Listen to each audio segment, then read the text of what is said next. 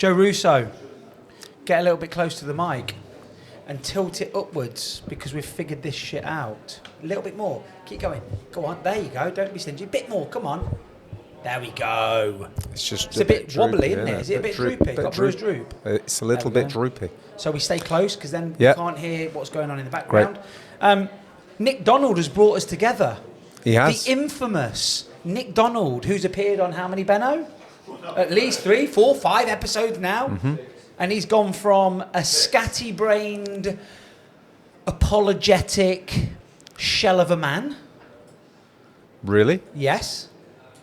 To a, what appears to be, sober, thankful, rehabilitated friend. That sounds really nice. Yeah. And he's brought us two together today. He certainly has. We were supposed to be joined by, who else? Carlos Grant. But his wife's just had a baby. So, boy or girl? Girl. A girl? She's not actually his wife, so... Okay. So his... Partner? Yes. His baby mama. So, Joe Russo, we've had a bit of a conversation and we're going to go from Ricky Hatton to dyslexia to being good with money and business and... We've got to throw in the Italian bit there. And I can actually speak Italian. I am actually... Certo. Parli italiano. Sì, sì, sì. Oh. Yes, of course. Dr. JCM on here, don't we? Dr. JCM, who would that be? Dr. Jamie Moncrief. So he's a guy that's been on my podcast a few times now. Another guy that I taught tennis to. ADHD or autistic, 100%. Yep. And whilst doing medical school, taught himself Italian fluently. So much so that he did the exam, which, if you pass it, means that you are allowed to be a doctor in Italian. Wow. Yes, like next level. He's now gone on to teaching himself Spanish, and he's got this great guy. He's clearly got an amazing brain. So I learnt to speak Italian because I was surrounded by Italians, basically. Yes. So I did live in Italy as well for a while when I was a child. So where were you born? So I was actually born in Greater Manchester. Okay, which is why you're a Manchester City fan. Which is why I'm a Man City fan. A real Manchester City fan. A real Man City fan. As we've already discovered. I've been to many games, even this season. So with my son, we go to the matches, we watch the football. I've watched my team win the league against Aston Villa, actually, a couple of years ago. What a privilege to watch football like that. Do you know what? I don't know if you watched the game at the weekend, the City-Newcastle game. Wow. It was just like, it had everything, drama, but just the skill and the ability. And you can learn so much about football in terms of as a game and how that plays out in life. Yes. Different functions, what we were talking about earlier. Exactly. Functions, roles. And actually, there are some people out there who are just like, you just have to accept and acknowledge their gifting, their talent is supernatural. It's unbelievable. So Kevin De Bruyne is one of my faves. Unbelievable. Unreal. Grealish. I mean, Aguero. You've had some Foden. He's amazing, Foden. Yeah. I mean, I was always one of these people when Pep Guardiola got the job, and I was like, come on, this guy's been given Barcelona, Bayern Munich. I could coach these. Yeah. But clearly not. He's got something, hasn't he? There's something about his style, his leadership, his vision, his creativity. You know, what we talked about, you know, he's transformed how football works. But he's quite a humble guy as well, actually. When he's interviewed, obviously I've never met him in person. I'd love to meet him one day in person. But quite a humble guy. I did actually meet, believe it or not, Roberto Mancini. Okay. So obviously we're in Loughborough right now. Yes. So Roberto Mancini finished his football career in Leicester.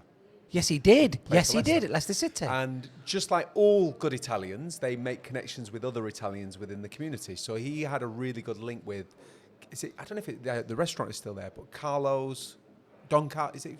Carluccio's. So there's a Carlo's. No, it's not Carluccio. Not Carluccio. Anyway, it's one of something them. Carlo's. Yes. Italian sound, isn't course. it? Carlo, Mario, spaghetti, whatever it is, one of those, yeah? So he would obviously frequent there, and I have a friend who worked there.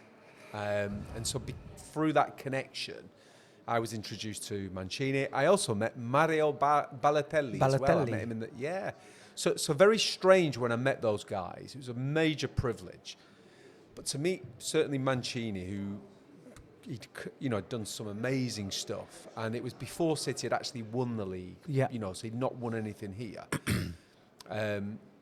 But very guarded. And do you know what? I sat in this room with people. There was Arsene Wenger, Yaya, all these Yaya Toure, all these people, and I'm there thinking, wow.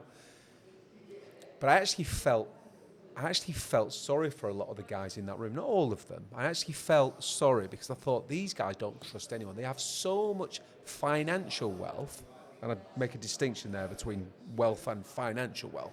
They don't trust anyone. They really don't trust anybody.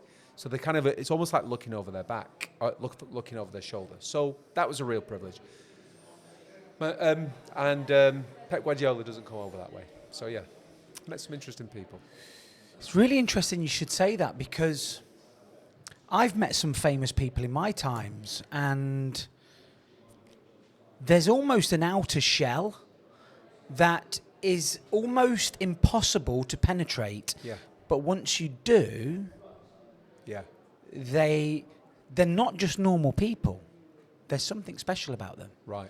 Sure. But it's very difficult to get through that protective layer. And of course, you're right in saying financially wealthy. I think you know who your real friends are. And when you're surrounded by people that aren't your real friends and wouldn't be there if you didn't have a pot to piss in. Yeah, absolutely. The world 100%, becomes a very 100%. tainted place. Yeah, of course. And probably one of the reasons why a lot of young, certainly footballers, but athletes, people that make a lot of money very young, fall into those traps because they're not aware, and it's not easy for them to distinguish between who the snakes are. Yes. And who the true people are. Sure. And all of a sudden, everybody's your friend. Everybody wants to be with you. You're buzzing. It's dopamine after dopamine hit. Once you've not got any money left, where have they all gone?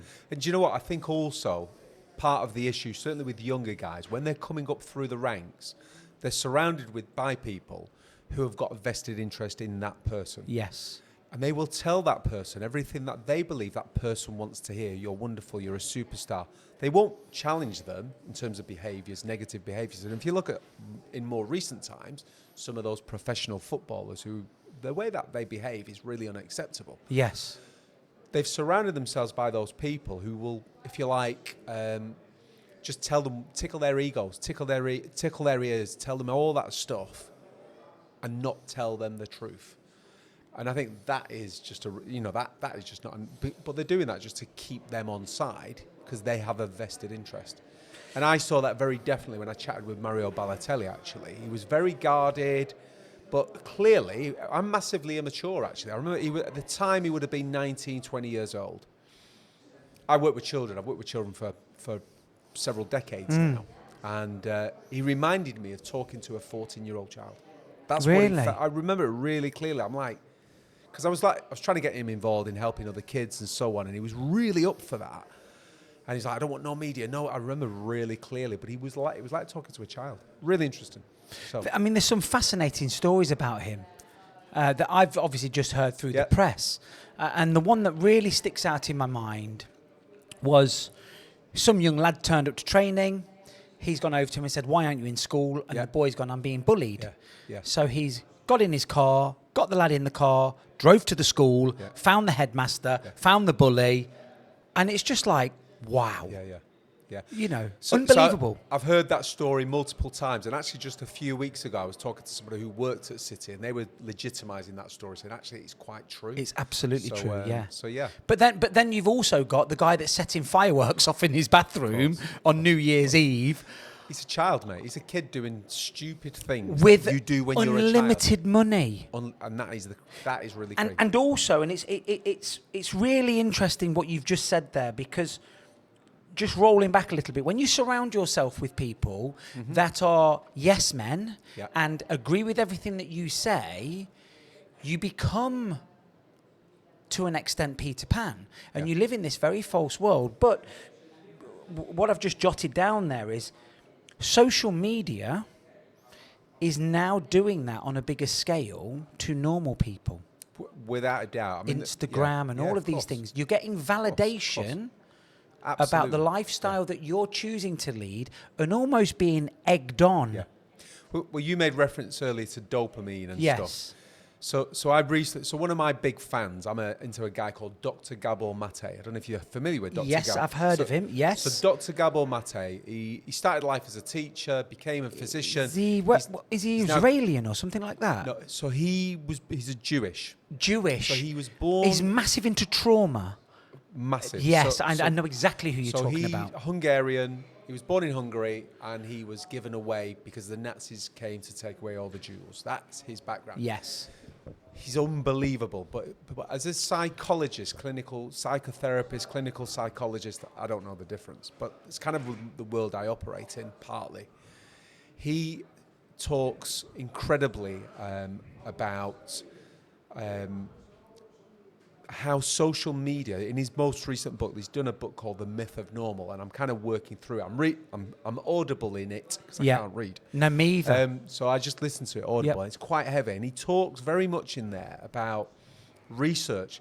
So there are these labs that exist. They're literally dopamine labs, and those folks who work in these dopamine labs, they use these labs to see how they can raise your dopamine through a mobile phone and through apps. That's what they do. So getting those hits and getting those things creates that dopamine and that sense of addiction. So a big one of his is addiction as well. Massive. Yes. And he's a big influence in my take and understanding of what addiction is.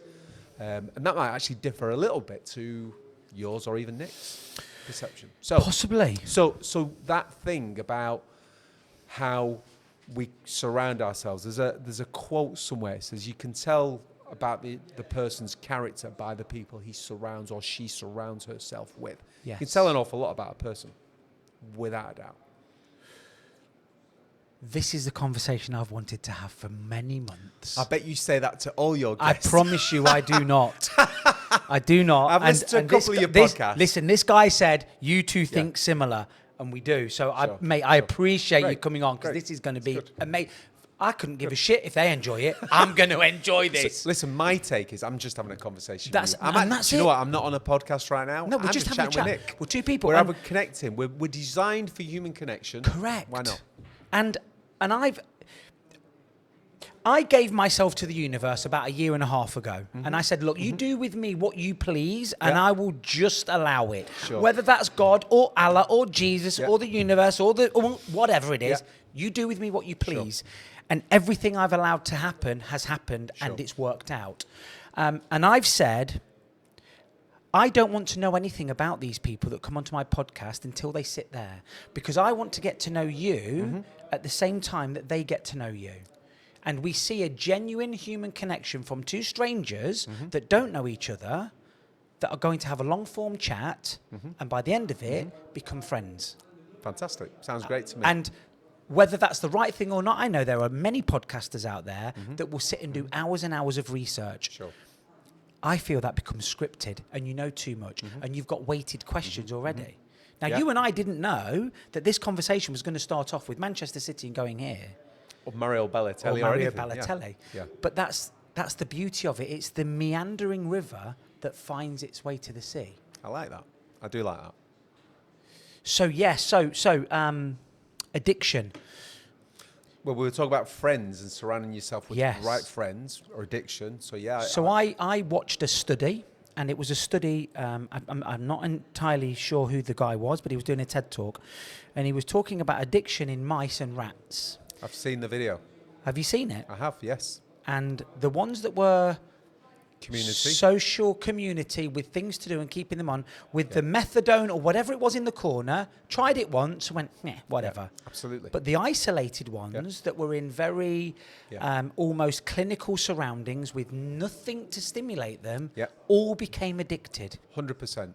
So, I'm really familiar with the research. It was done in the late 90s. Yes. So there's a lot of politics behind why that study isn't actually used. There's a fabulous book which I recommend you read or listen to, and it's called Chasing the Scream, and it's done by a guy called Johann Hari, who is just brilliant. Yes. Basically, Johann Hari's background, he was surrounded by family and parents and family friends who were involved in addiction, and he also dabbled himself. Just come a bit closer to the mic, because I don't want anybody to not hear all of this, because it's amazing. He dabbled with stuff himself. Yes. So he started this journey, and he visited dozens of countries up and down the world of how they manage drugs and drug addiction.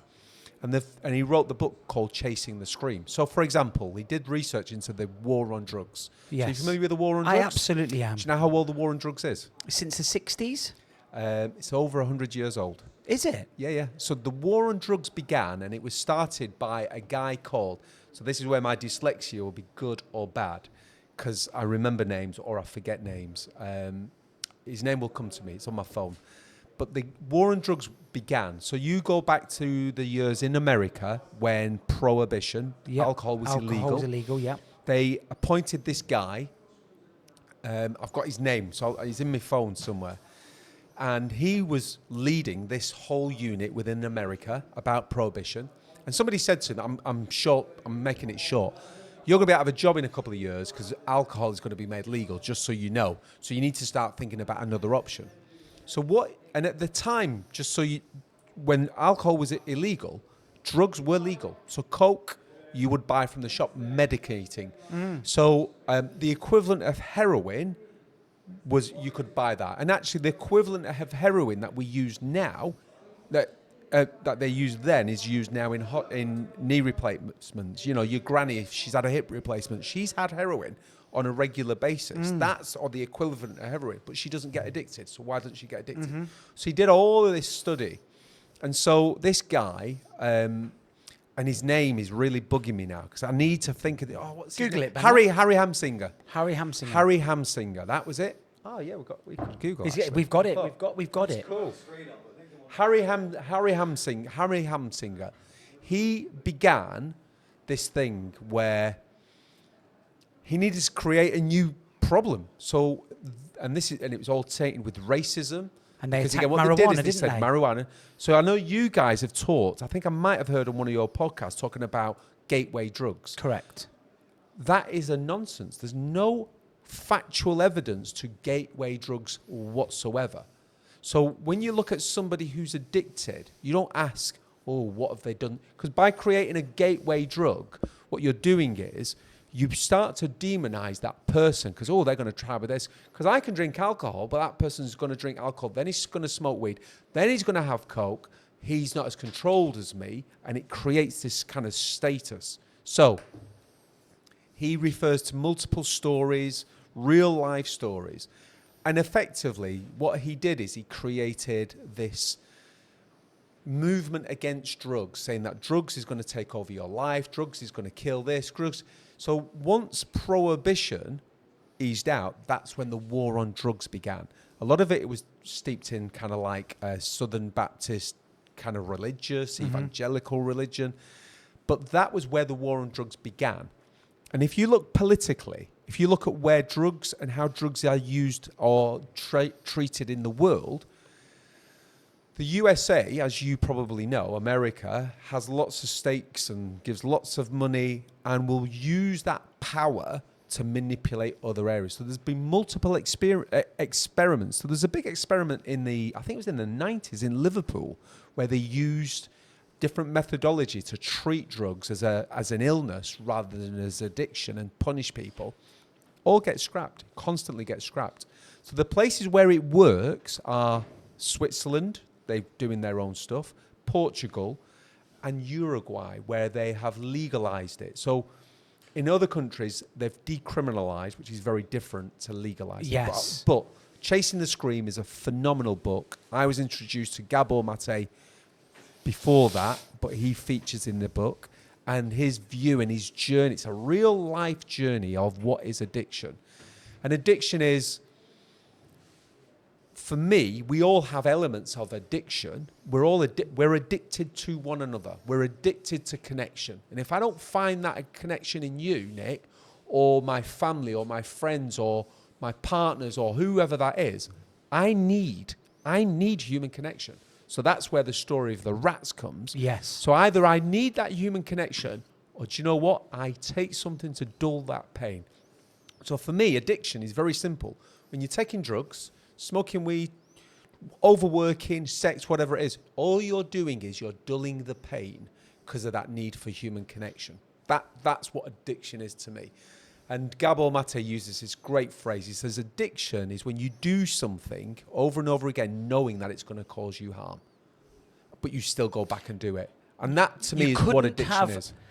There couldn't be a more poignant moment for you to have said what you've just said, because I've spent the day with somebody today, and we spoke about when I was at my lowest point.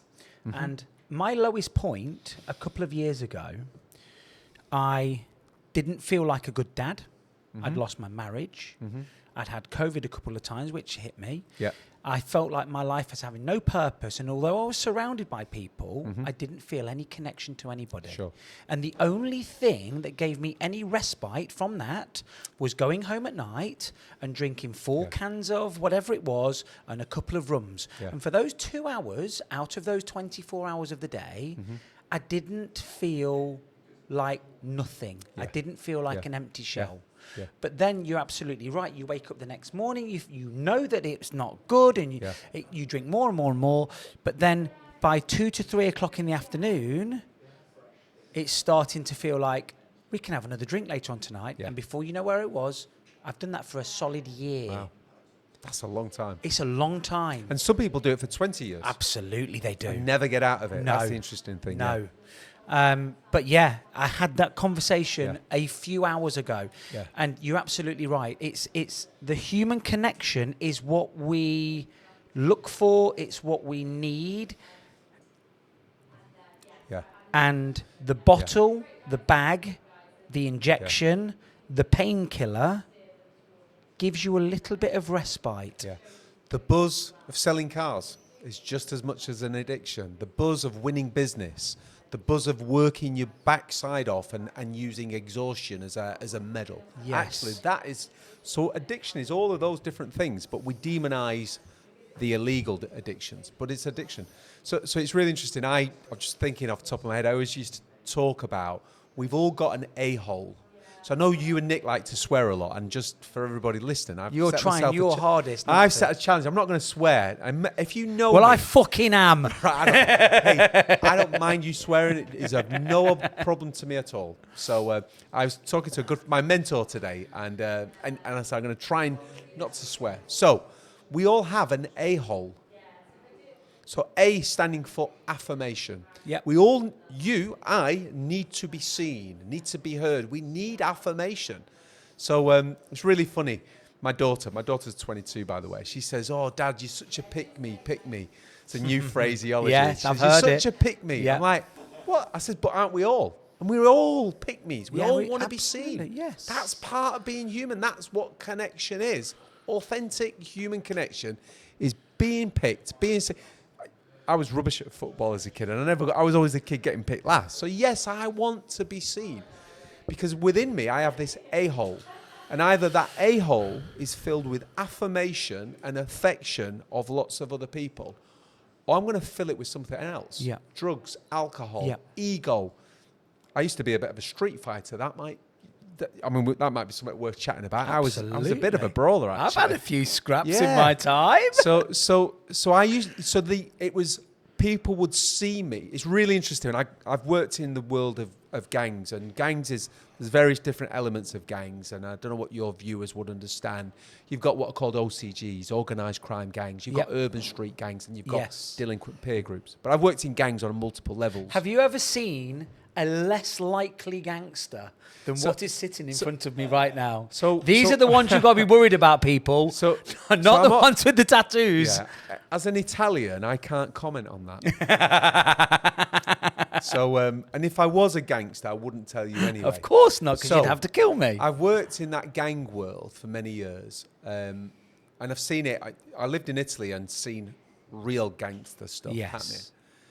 And when I was doing the work that I've done in terms of supporting and mentoring gang members, a guy said something to me, and he said, "We're the same." This guy was a gang leader, and he said, "We're the same." He says, "People look at us and respect us and view us as leaders in community." I says, "But there's a difference. People look at you because they fear you. People look at me because they know I love them. That's the difference." So that, to me, is really, really critical. Actually being loved, being cared for, being seen. That is that a-hole that I need that, you need that. Yes. We're designed for that. And if I'm not getting that person who, and again, it's the whole thing of trauma. Obviously, I don't want to just keep talking. My experience of anyone who I know who has got serious addiction, and I know many people who've been through the prison system, what you can trace most of that back to is childhood trauma, without a doubt. The evidence, the studies, etc. And they're constantly reaching out for that affirmation. And when they don't get that from another human, because they don't necessarily understand how to, or just don't get it, they'll find it in other ways, because we need it. We need affirmation. And it shouldn't be stigmatized and to make you feel bad for wanting that. Absolutely. To be your authentic self is acknowledging and recognizing that I'm a human being and I want to be seen. That's what being authentic is. I need to be loved. I need somebody to hold me. I need someone to share and rub shoulders with. I need to do that. That is reality. So it's really interesting. I've done a lot of work with the world's largest gangs rehabilitation re-entry program on the planet. It's called Homeboy Industries. Phenomenal. And where are they based? Los Angeles. So Los Angeles is the gangs capital of the world. Yes. More gang members in LA. Where Homeboys is, it's the gangs capital of LA. And it was set up by this wonderful human being who is now my friend, Father Greg Boyle, who back in 1985, it was known as the Decade of Death in Los Angeles. So is that Bloods and Crips territory?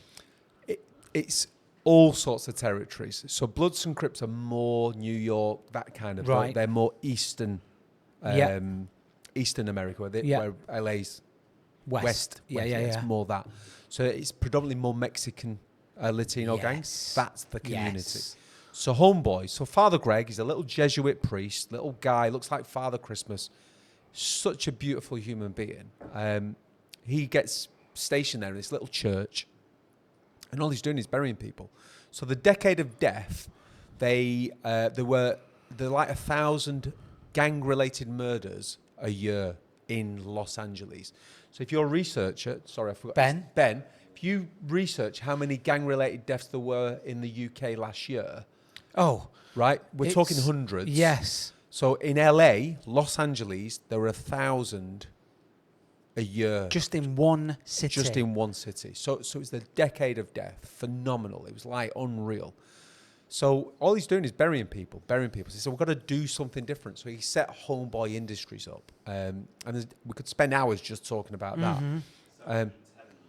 710 in the UK. So in the Decade of Death, in fact, it might have been, in the Decade of Death in the 80s in Los Angeles, it might have been 1,000 a month.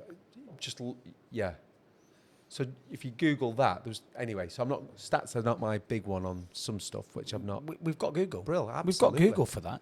Yeah. So Decade of Death, Los Angeles, you want to kind of Google. 1,000 people a year in Los Angeles from 88 to 98. Yeah. So it's about 1,000 a year in Los Angeles. Which is incredible, because if Ben is right this in is saying gang-related murders, that is. The UK had 789 this year. There wouldn't have been that many gang-related. No, I think it was total homicides. Total homicides. Oh, so this what, is in the UK? Yeah. So wow. So you're talking probably, I think it was maybe under 300 in the UK last year, if I'm right. But that's gang-related. So that's gang warfare type Well, murders. if what he's saying is 789 total homicides in the UK, and that was 1,000 in LA. In a year. Yeah. So he started something very different, and then began to look at the trauma of what they do, how they do it. They provide jobs, really important. But more importantly, what they provide is a context of kinship. They provide community to these guys. So I've spent time out there. I was out there in 2002. I spent the whole month of January and part of February out there. And you've got guys who rub shoulders to shoulder, these blokes side by side, working through their issues and working together. So they have a bakery. So they're working together. They've got hairnets on. And they look really quite funny, all tatted up and all the rest of it. Muscles. I mean, massive guys. Yes. I mean, I spent a lovely amount of time, a guy called Miguel. So Miguel spent 20 years in prison. 9 years of that were on solitary confinement. Yeah. He's a massive guy, big 6 foot guy, beautiful, what's the most gentle human being. And he's gone through this journey of healing. Yeah. So you talk about, I think you guys have used the word, I don't know what, in terms of how you get to where you get to, in terms of, I use the word healing or recovery. Is it recovery you guys have Both used? of them, healing, Yeah. recovery, yeah. So he's gone through this massive journey, but the context is community and kinship. In the UK, we don't do that very well. We don't do community very well. We do lots of soft touch, shallowness, but we don't do deep. Mate, you're in it right now. I'm going to sit in it with you. So I think that's really important. I don't think it's just England. I think it's a white English thing. I've mentioned this a couple of times on the podcast. So where we are now, Loughborough, quite an Asian background. So all of my friends are Asian. Yeah. And it's always been evident to me that you go around the house and it's the cousins, the brothers, the sisters, the next door neighbours. They're always together. There's always a community around, whether it was a wedding, a birthday, a party, whatever. And I took my daughters to Turkey in October. And there was a large contingent of German, Dutch families there. It was our half term, but we're Leicestershire, so the rest of the UK went on the half term, possibly the week afterwards. And the few English people that were out there was white mum, white dad, 2.1 kids. That was it. Mm-hmm. The Dutch and the Germans, it was mum, dad, granddad, grandma, kids, cousins, all of them, everywhere. Mm-hmm. And also the Turkish contingent. And I thought, this might just be a snippet that I'm misreading because of the subject group that we're looking at. But I think that white families are not what they used to be and should be. So it's interesting you say that. So I have lots of information in my head. I am dyslexic. My brain stores things in a really strange way. I'm not academic in one bit. I have no qualifications. I know you got a degree, which is pretty... I didn't get a degree. I got fucking booted out twice. So when you went to university, didn't you? I did, yes. So I don't have a degree. I have no formal qualifications apart from I am a qualified carpenter. So wow. Did I tell you that? No. Anyway, so I'm a joiner by trade. That was weird. Yeah. So and that was anyway. So I'm not academic, but I immerse myself. I deliver a lot of training. I deliver a lot of workshops and so on. And I find out all this information. So if you ask me for the details, so like the Harry Hamsinger stuff and the detail, yes. I kind of know the detail. I get it. But sometimes I get a bit shady. But there was another piece of research. That's me kind of qualifying. I can't remember what the research was. And this research, it was all about, so I've worked with children for over a couple of decades now. Sounds a long time, doesn't it? Yeah, it really does. I'm trying to, but it really isn't. What I should say, I've worked with children since my mid-20s. That's what I should be saying. Because then you don't actually, that could be 5 years. It couldn't be. No, it's definitely not 5 years. Even though I did age you less than you were, Yeah, because I do know how to stroke a man's ego. He aged me even less, though. He did. And Nick even aged me even less. So actually, anyway. So this study was done, and it looked at historical influences upon children. You have children, don't you? How old are your children? Two girls, 17 and 13. Right. So it looked at the influence on children. And in the past, historically, probably when you and I were growing up, they did like this circle. They put the child right at the centre, and they talked about the spheres of influence. And the next sphere was family. The next sphere was professionals. And then the next sphere beyond that was friends. So it's almost like create these 4 spheres. Do you see that visually? So child, parents, teachers, friends. As in professionals, a copper, whoever it is. Yeah. So they were the spheres of influence. And that now has changed in certain countries. So it's now gone from child, friend, then parent, then the external, as in the professionals. So it's kind of switched around in certain countries. The USA, Australia, New Zealand, and England. That's where that's changed. In other areas, Most other countries, it's still child, family is the next influence. So our kids, we think, so when we demonize parents, you're not doing a good job with your kid, we've got it all wrong because we're blaming the parent, and maybe some of your viewers here, I worked in the criminal justice system, I work with kids around antisocial behaviour, drug taking, it's bad parenting. It's just a throwaway nonsense in real terms. Because actually the influence upon the child now is not automatically the parent, but it's the world around them. And going back to the social media thing, here's an interesting statistic. In 1983, the USA spent 100 million on direct marketing and advertising to teenagers and below. Because you know the teenager, there's no word for teenager in Italy. That is a kind of westernized concept. Okay. So other areas don't have teenagers. So you have what, child and adult? That is it, yeah. That is it. You've got child and adult. But at what age do you become an adult? Is it 18? Not necessarily. So in some cultures, it's 25. You're a child up until 25. Wow. But again, if there's different cultures, have got different takes on that. So teenagers, it's a bit like breakfast cereal, which I'm sure as you guys are into health and food, all of that, breakfast was designed to, and the whole, it was designed to create a marketing. And that's what it is. It was designed to sell. That was it. So Kellogg's cornflakes were designed as the most bland food that you could give people that had sexual urges, particularly women. And it didn't work. Yeah. So what they then had to do was they had to create something to sell Kellogg's cornflakes because they'd got a whole raft of it. And that's where breakfast came from. Yeah. So you understand how all this marketing stuff, how we do what we do. Yes. So 1983, 100 million was spent on direct marketing through social media, billboards, etc. That has now changed to 15 billion a year in America. So say that again. How much in 1983? 183 million? So 100 million 30 years ago. Yes. To 15 billion now in 2023. And I wonder what that would be calculated with inflation. Because quite often these numbers do seem fantastical, but then when you take inflation into account, I wonder what that is. Now, this could, I'm sure Ben let me give you another statistic. Yeah. So what helped me, so as a dyslexic person, numbers, I'm like, I don't get that. What I was told is 1 million back to back. If you put £1 million back to back, it is equivalent of about 10.5 meters long. Yeah. If you put 1 billion back to back, it's 60 something miles. So you can check that. So here's another one for you to visualize it. 1 million. If you earn £1 a second, takes you 11 days to become a millionaire.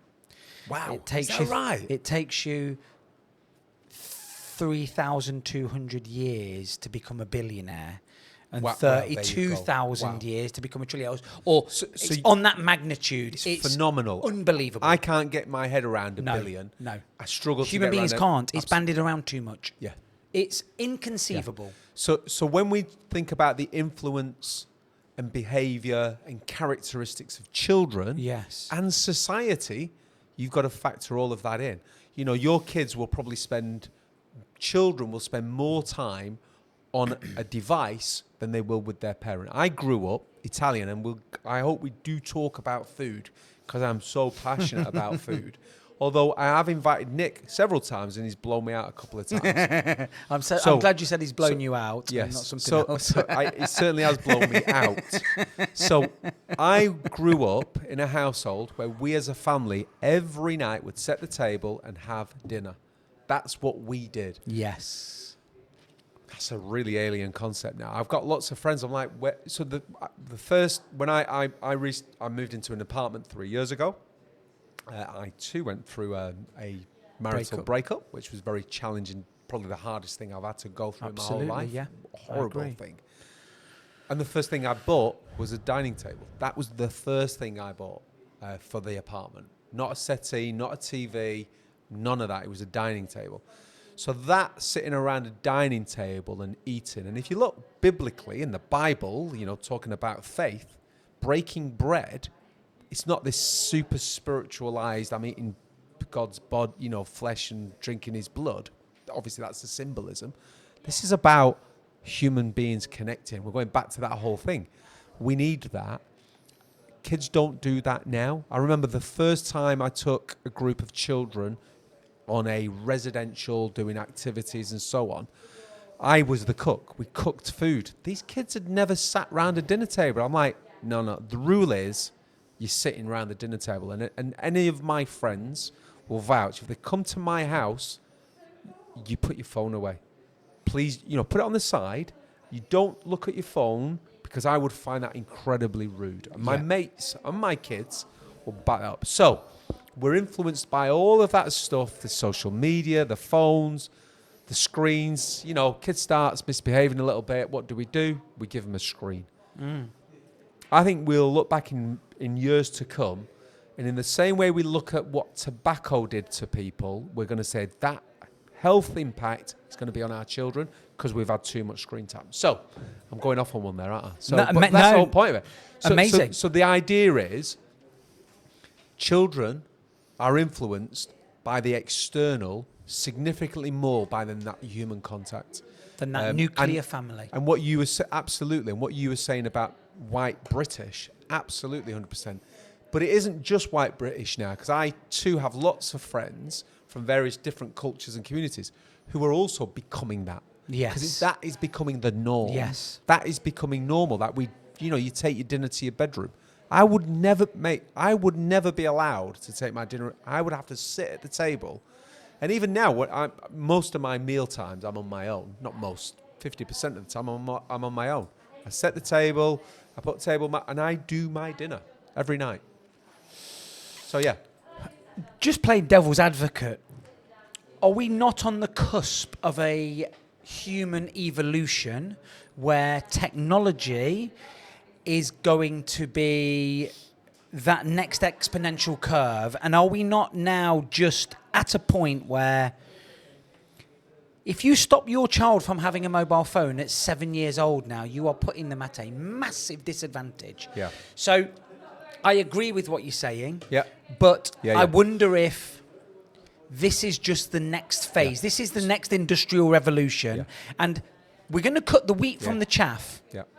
So I don't think you should take away phones. So, for example, in schools, kids have to go to school. I've had lots of involvement with school. I've been a chair of governors. I've been on governing bodies. I've worked with schools. I've trained teachers. I was excluded from school as well as a child, so that might be another conversation we had. So I've had a lot to do with education. I have Ofsted, DFE, etc., etc. And they have this philosophy, most schools turn off your phone, you're not allowed to bring a phone in school. I think that's a nonsense. I think children should be allowed because they are now part of life. However, I think it's a bit like everything or anything we do. There has to be, I don't like the word regulate. I hate that word, in fact. We've got to do something where you're not constantly on it. I think, is it Steve Jobs who invented the computers? Is it Apple and the iPhones and that, yeah. So if he, and this is, I believe, is factual, and that could be checked, he will not allow his children to have a phone or a device before the age of 7. It's the Facebook. The Facebook Zuckerberg. Yeah. He won't allow his kids to have one before 7. So if he won't, and he knows this stuff, what is there? So I don't necessarily believe that they shouldn't, but what children are exposed to now, so pornography, is what that rife. does, if you want to watch a bit of porn, that's your bother, but what children are being brought up with now and seeing and being exposed to is not good for and again, this all goes back to brain development. Your brain isn't fully developed until you're 25 years old. You're still forming views and still forming opinions. That is a fact. Mm-hmm. Hence, I don't believe children should necessarily be held accountable for some of their behaviour, of criminal behaviour. Because when your brain's growing, evolving, developing, you're doing all this risky behaviour. And, we did stuff. Going back to what you were saying earlier, we climbed trees. It sounds a bit of a cliche, doesn't it? It really does. We climbed trees. We got into trouble. I played knock-a-door run when I was a kid. So did I. By the way, they call it different things in the country. So in some places they call it something ginger. No, it was definitely knock a door run here. So knock a door run in Manchester. We used to chuck eggs at people's houses. Let me just, to be crystal clear to you now, you could get a criminal record for that. Yes. It's called ASB, antisocial behaviour. Yes. That was created in the 90s. And ASBO, yeah. Do you know what I mean? All of that stuff. These are kids being kids. I'm not advocating bad behaviour in any way, shape or form. But the reality is I speak to professionals, I speak to people all the time. And I say to them, do you know when you was a kid and you was 11, 12, 13, how many of you, used to go on the park with a bottle of, as when I was a kid, Turbo white cider. it was white lightning. White lightning, right? White lightning. $1.99. All of that stuff. And all of a sudden, everybody looks around the room. This is professionals from right across the board, social workers, criminal justice, teachers, the lot. And they start looking around and they'll go, yeah, I used to do that. And some of that is about experimenting, because that's what you do when you're growing as a child and you make mistakes. Yep. Sometimes you might touch that fire and burn your fingers and you think, holy, I'm not going to touch that fire again. So we're stopping kids having those experiences and we are replacing them with this digitalized world. So going back to your point, I think there is, without a doubt, we have to embrace technology. Yes. Without a doubt. We have to. But there are some things we must not lose as a consequence. And I think the biggest one of those is that ability. You cannot lose human connection. So I'm trying to get my head around AI at the moment because I'm dyslexic and I need these digital tools more than anything. And it is what it is. If I'm on the phone, as I was this morning, trying to sort something out and I'm speaking to a virtual person, I'm going to get really angry, mate. I don't know if have you ever had to speak to one of them virtual people? And I'm like, are they called human beings? No, they're I just speaking like to human beings, never mind virtual these virtuals. What? And it's like anyway. So yeah. So I think we can't get away from it. But what we definitely can't get away from is human connection. You will never, ever, ever substitute that. Never. We might be able to substitute manual labor with a machine or a computer, without a doubt. You will never, never substitute human connection, that spiritual link between a person and another. Never. That's never going to happen. Because as far as I'm understanding, AI, computers will never feel feelings unless I'm not up to speed. What are feelings, though? Are they just a series that was deep. But are they just a series of synapses firing in a certain order that make you perceive something that's going on in the world? Because I'm colourblind. So I don't see colours the way that you do, but I don't experience the world like you do. So is my perception of reality the right one or the wrong one? So when will a computer be able to fire a series of binary codes that allow it to emulate an experience? I think, without a shadow of a doubt, and this might be, I believe, and I saw something, again, another statistic, and I can't validate this, but the eyeball, your eyeball, my eyeball, is significantly more phenomenal than the world's largest computer. Yeah. Your brain is. Yes. Your whole body. All of how we are wired together. No supercomputer, put them all back to back, they're never going to replace how complex and wonderful we are. I believe in God, universe, Allah, Jesus, whatever I believe in God. I 100%. I don't believe we are an accident that fused. So, can a computer read those, I think you said triggers, whatever they were. The synapses. The synapses, that's it. Absolutely, but can it? But I think that's just part of it. Yeah. I think that's part of what we go through as feelings and emotions. Those chemical bursts in emotions. How I feel today is completely different to how I felt last week. I've had news recently, really good news, really positive news. I'm in a completely different mood today to what I was at exactly a week ago. That's the reality. So I think some of those emotions and feelings are subjective. But I believe there's a side to us, a spiritual, emotional side, that no computer could ever replicate. That's my belief. Yeah. And if you said, back it up, I can't. But that's what faith is. faith isn't definitely knowing. Faith is, I don't really know.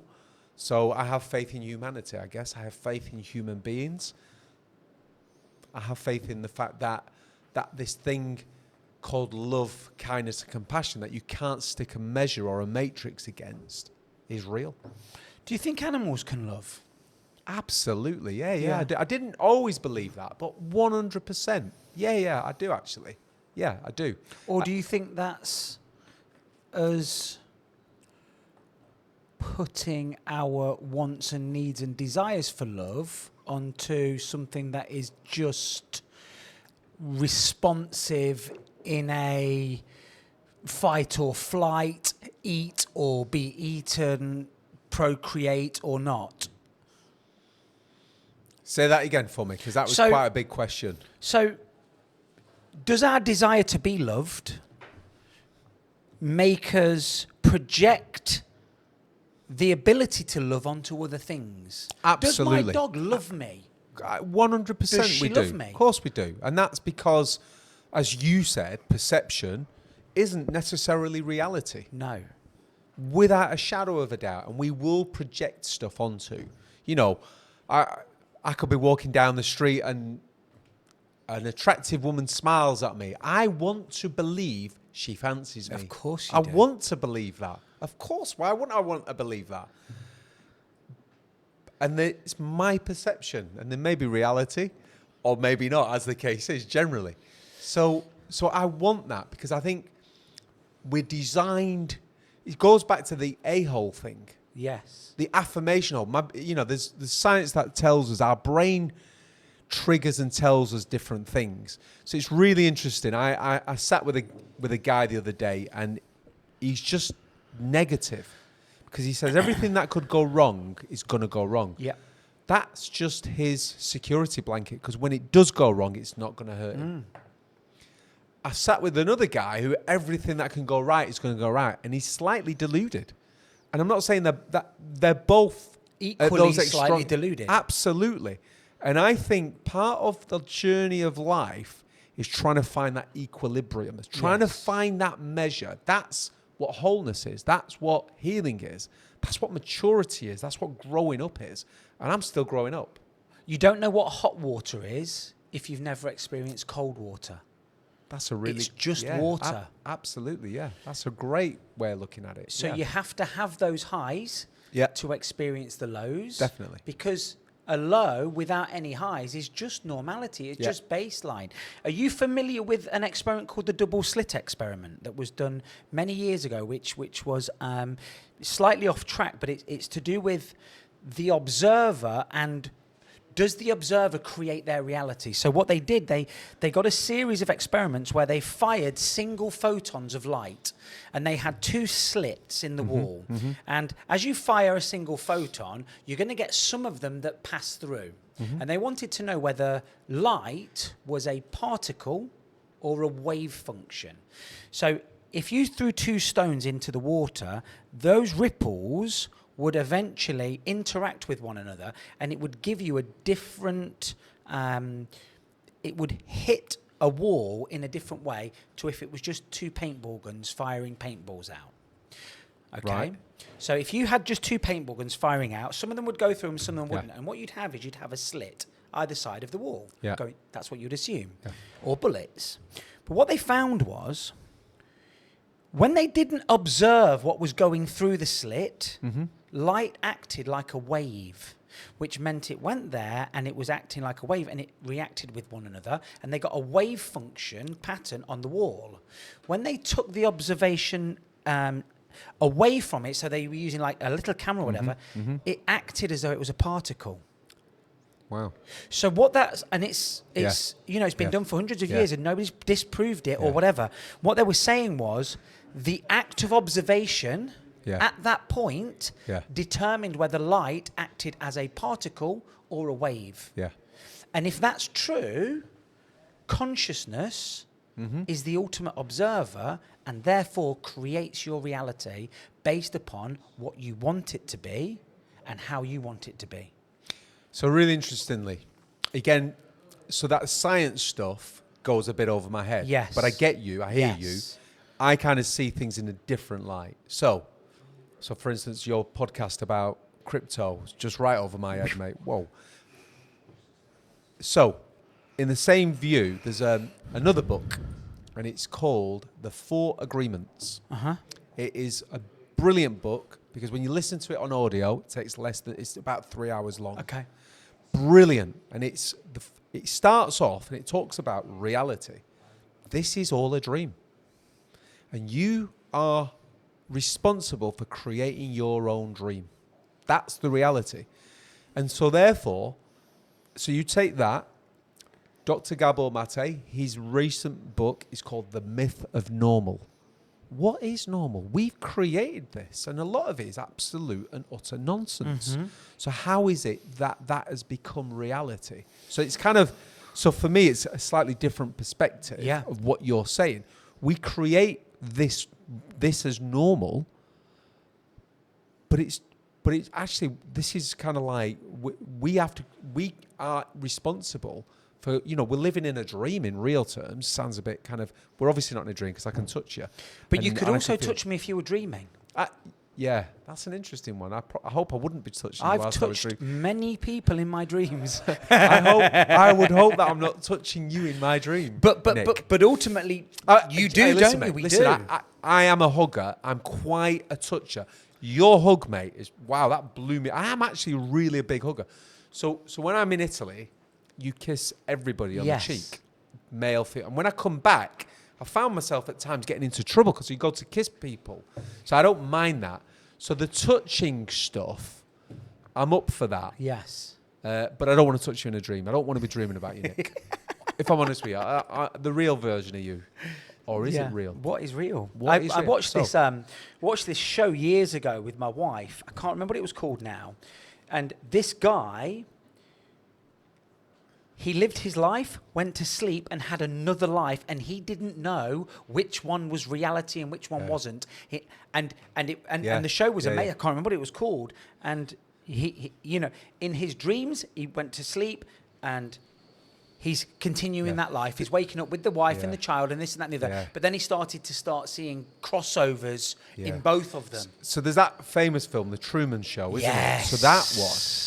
Do you know, I actually genuinely believe lots of people are living out that life in a kind of... I'm not... So I look at everything that's going on in the world today. I wouldn't say that I am this big conspiracy theorist.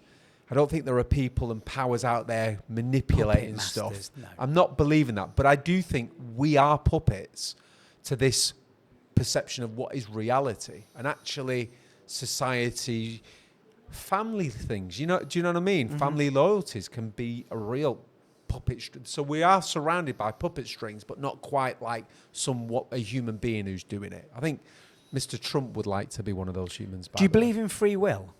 Absolutely, yeah. What, do we have it? Do you believe that free will is a thing? Absolutely, 100%. I'm not sure everybody experiences it, and I'm not sure that I always experience it, but I can choose to have free will. So let me give you an example. Another film.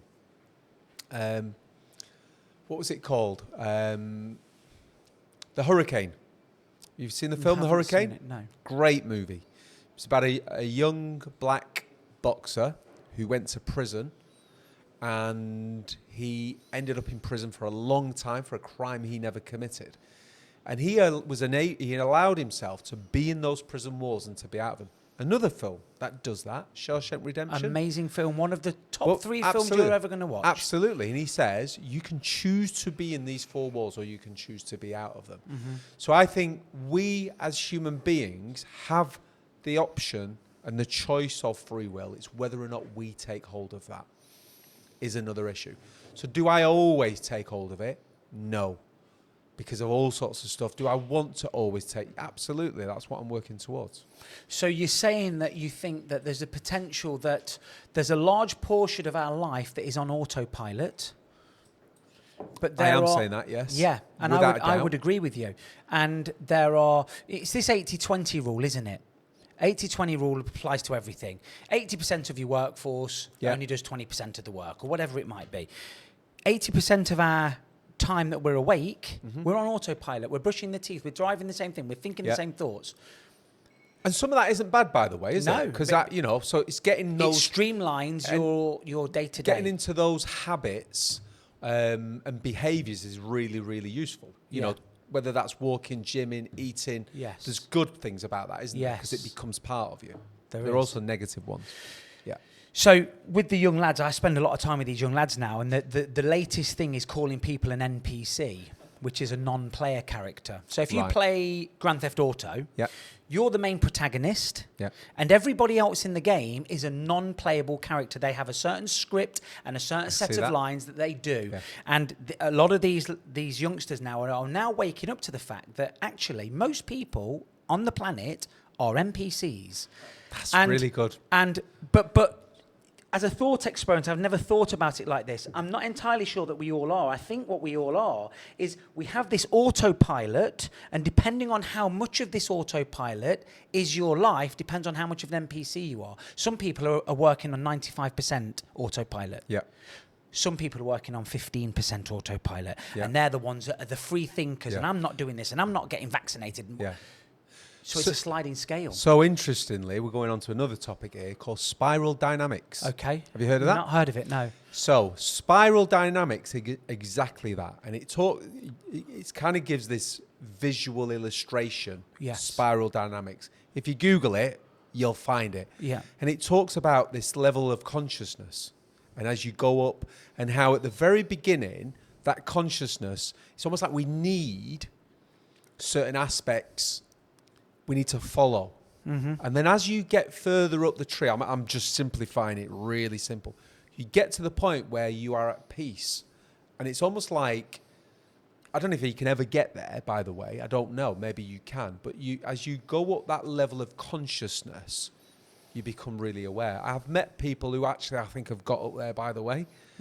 Father Greg being one of them. And they're always very spiritual and religious, aren't they? Unbelievable. But spiral dynamics, that's what... And it's this journey of understanding consciousness and awareness of around you.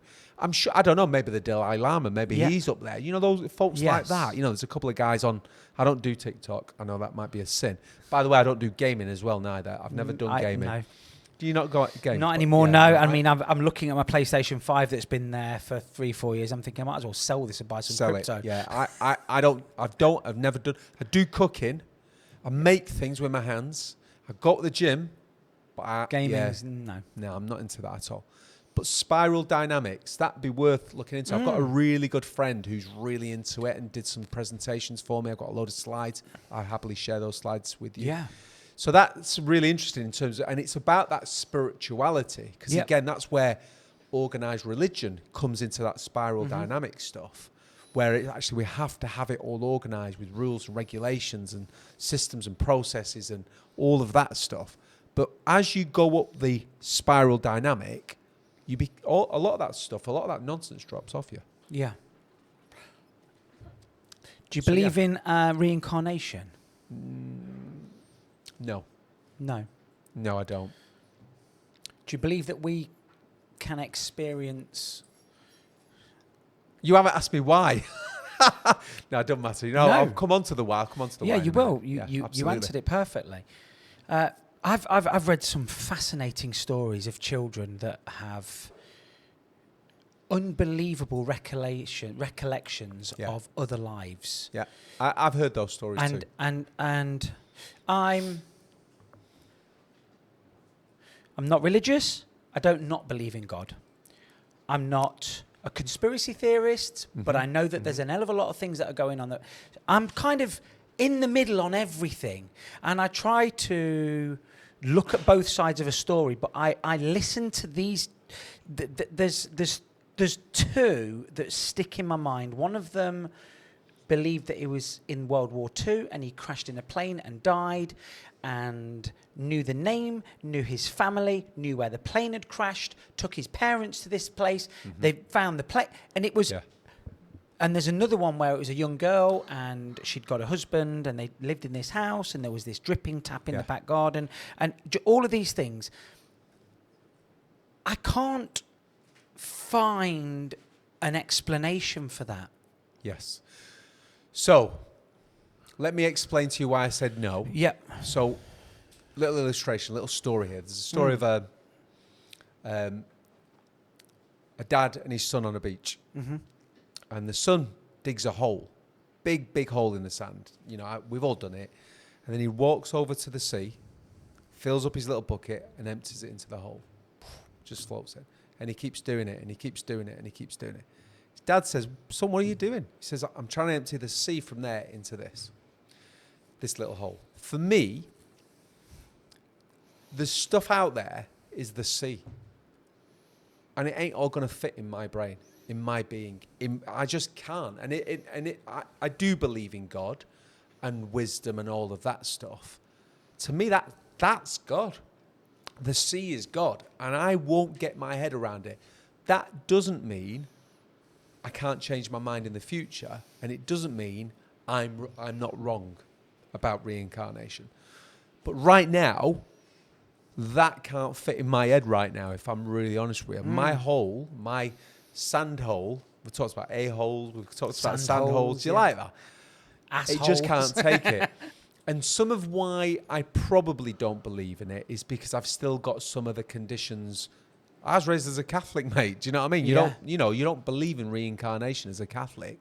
Oh, so that's a thing. Is that absolutely? That's a thing? Yeah, right. absolutely. So in the Christian faith, reincarnation's not a thing at all within Christianity and within the Christian faith, and I believe it's also within Islam as well. I'm not an expert on Islam. Yeah, no, I'm not. But on Christianity, you can't be reincarnated.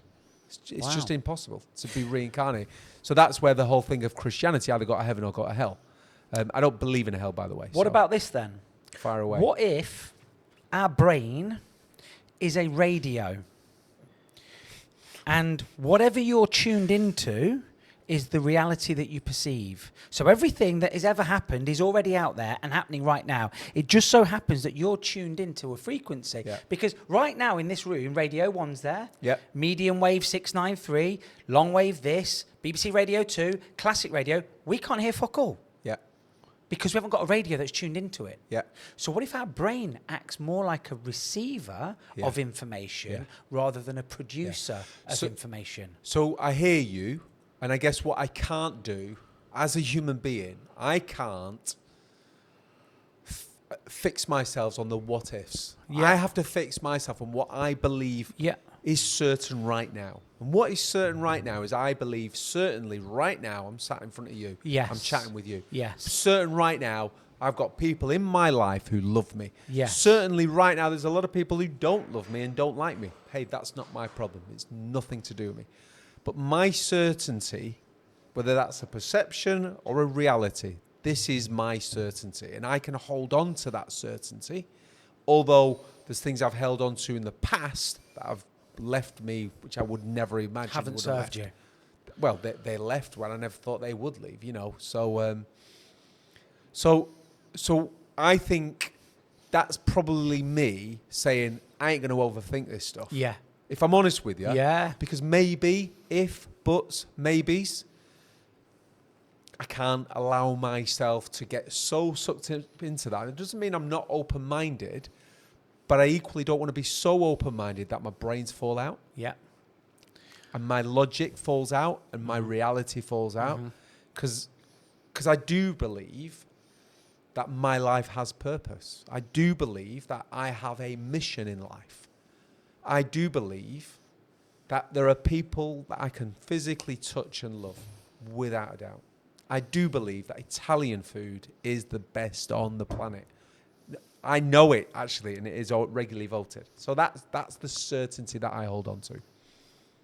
What is the best Italian food? That's impossible to say. You can't say that. So Pizza basically, or pasta? No, you see, this is the thing. See, people often ask me, so I cook loads.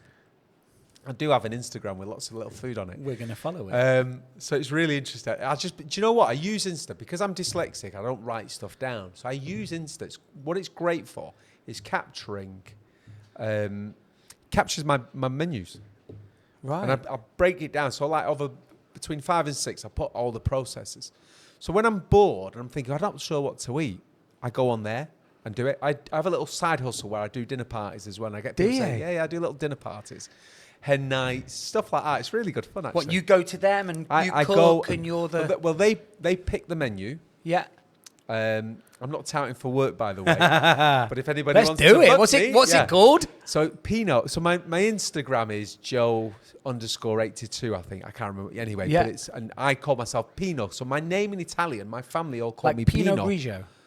P-I-N-O-T. Pinot. There's no T in it. So P-I-N-O. Let me tell you about the food. I'll come back to that. So because of my dyslexia, I put my meals on there, and then I can scroll through like, I fancy this.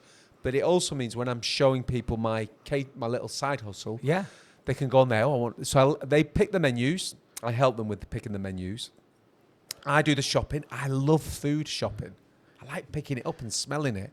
And then I come to your house, I bring certain things, and I cook. But the deal is, I teach you how to cook authentic. So this is non-anglicised rubbish. No spaghetti bolognese. By the way, I've never eaten spaghetti bolognese in my life. Really? I've never. And I What? won't. You calling yourself Italian? No, there is no such thing as spaghetti bolognese. It doesn't exist. So what is you it get then? pappardelle alla bolognese.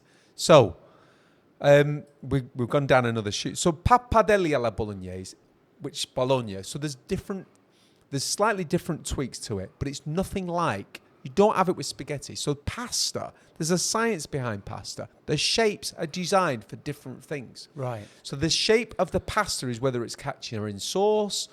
That's the whole thing. So because bolognese is kind of like a wet sauce, spaghetti's no good for that. You need something which is, so pappardelle is what you should use. So pappardelle is like a wide tagliatelle. So you know what tagliatelle and pappardelle is? It's the thicker one. Thicker absolutely. spaghetti, absolutely. Flattened. So I teach you how to cook it, and it's just fun, mate. I had a friend who gone to these gin tasting nights, and was telling me, I went, I could nick that idea and do like an Italian food. And I'm coming to your house, and I love cooking. I really enjoy cooking, but I love teaching people how to cook. Yeah. And the best thing about it, I mean, so many people say, I can't cook. I'm like, you can.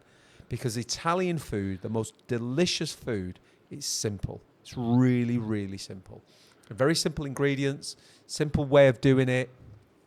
So I love it. I love food. So you make your own pasta from scratch? See, again, this is another myth. No.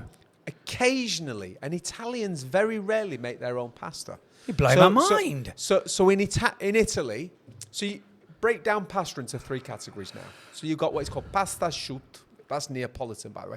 Pasta asciutto. Anybody listening? So what is that? So Neapolitan. What is Neapolitan? Yeah. It's the Italian. It's the slang from Naples. Okay. So I grew up speaking Neapolitan. Right. So languages changes dramatically in regions in Italy. So I speak Napolitan. So better so that's Neapolitan. So pasta asciutto, which literally translates as dry pasta. Yep. So that's the stuff you buy. By the way, if you're ever going to buy it, don't buy good quality pasta. That's always the key. Quality pasta. Don't buy this cheap nonsense branded stuff and deep yellow ones. Don't do that because it means it's over dried. So you've got pasta asciutto. You've then got like the filled pastas, tortellini, all those stuff. And then you've got more your flat, fresh pastas. So fresh pasta is generally made with egg and flour, or it can be with just a wheat and flour. And what you will do, that's what you would do. An Italian household will do a fresh pasta, like on a Sunday, on a special occasion. And they will make the fresh pasta, the morning, then it's ready to eat in the evening. But 99 times out of 100, an Italian household will use pasta asciutto, dry pasta. Wow. And there are literally hundreds of different styles of pasta. It's funny because I was talking with my daughter the other day and we were trying to name all of the different pastas we could come up with, and we came up with about 6. There are hundreds. The shells, the bows, the twirls, the tubes, and the spaghetti. Yeah, there are dozens. So I have confession. And I think it was a contributor. My son, you can reveal all. So maybe it was a contributor to the breakdown of my of my relationship. I'm just building myself up. Here we go. This is what you came for. I have a pasta cupboard. There. I have a pasta cupboard. I have a cupboard full of pasta, but lots of different ones. So in lockdown, when people didn't have pasta, I had loads of it. You were the local dealer. Mate, I've got loads of pasta, mate. And Only the top brands. So What's the top brand pasta then? Because I haven't got. I got it's either Aldi or Asda. No, They're the only brands I know. So, by the way, I shop at Aldi and Lidl. 99% of my shopping's those because they're great stuff. However, I won't buy their pasta. So, Di Cecco is a really good one. Yeah. That's the blue and stuff. Di Cecco's good quality. Garofalo. So, Costco sell Garofalo. Okay. Really well priced. That is probably one of the best ones you're going to get. You've got Mulisana, which is... Mulisana basically means it's a windmill. And then you've got Gran Oro, which is a really good one. They're the 4, and also Del Verde. They're the 5 main brands you can get in the UK, which are good quality. And they're all dried. They're all dry pasta. Yeah. That's no pasta. Pasta shoot. Pasta shoot. Pasta shoot. Pasta shoot. Yeah. So yes. So I've never had spaghetti bolognese. Wow. Tell me about pizzas then. Because Pizzas, Italian yes. pizzas are a thing of beauty. So you know the origin of pizza? Not really, no. We're going all over the place. So pizzas would It invented means in pie, Naples. doesn't it? Not really. Not no. really. So pizzas are Neapolitan. They're from Naples. Okay. And when you have a pizza in Naples, it's very different to any pizza you'll ever have in the UK. Loughborough, by the way, used to have a great pizzeria called Peter's Pizzeria. My friend used to own it. So his second name is It's Russo. still in Loughborough. It is Yeah, but- Russo. I'm Russo. You're Russo. And I went to the first night they opened. They own this building. Do they That we're in right now.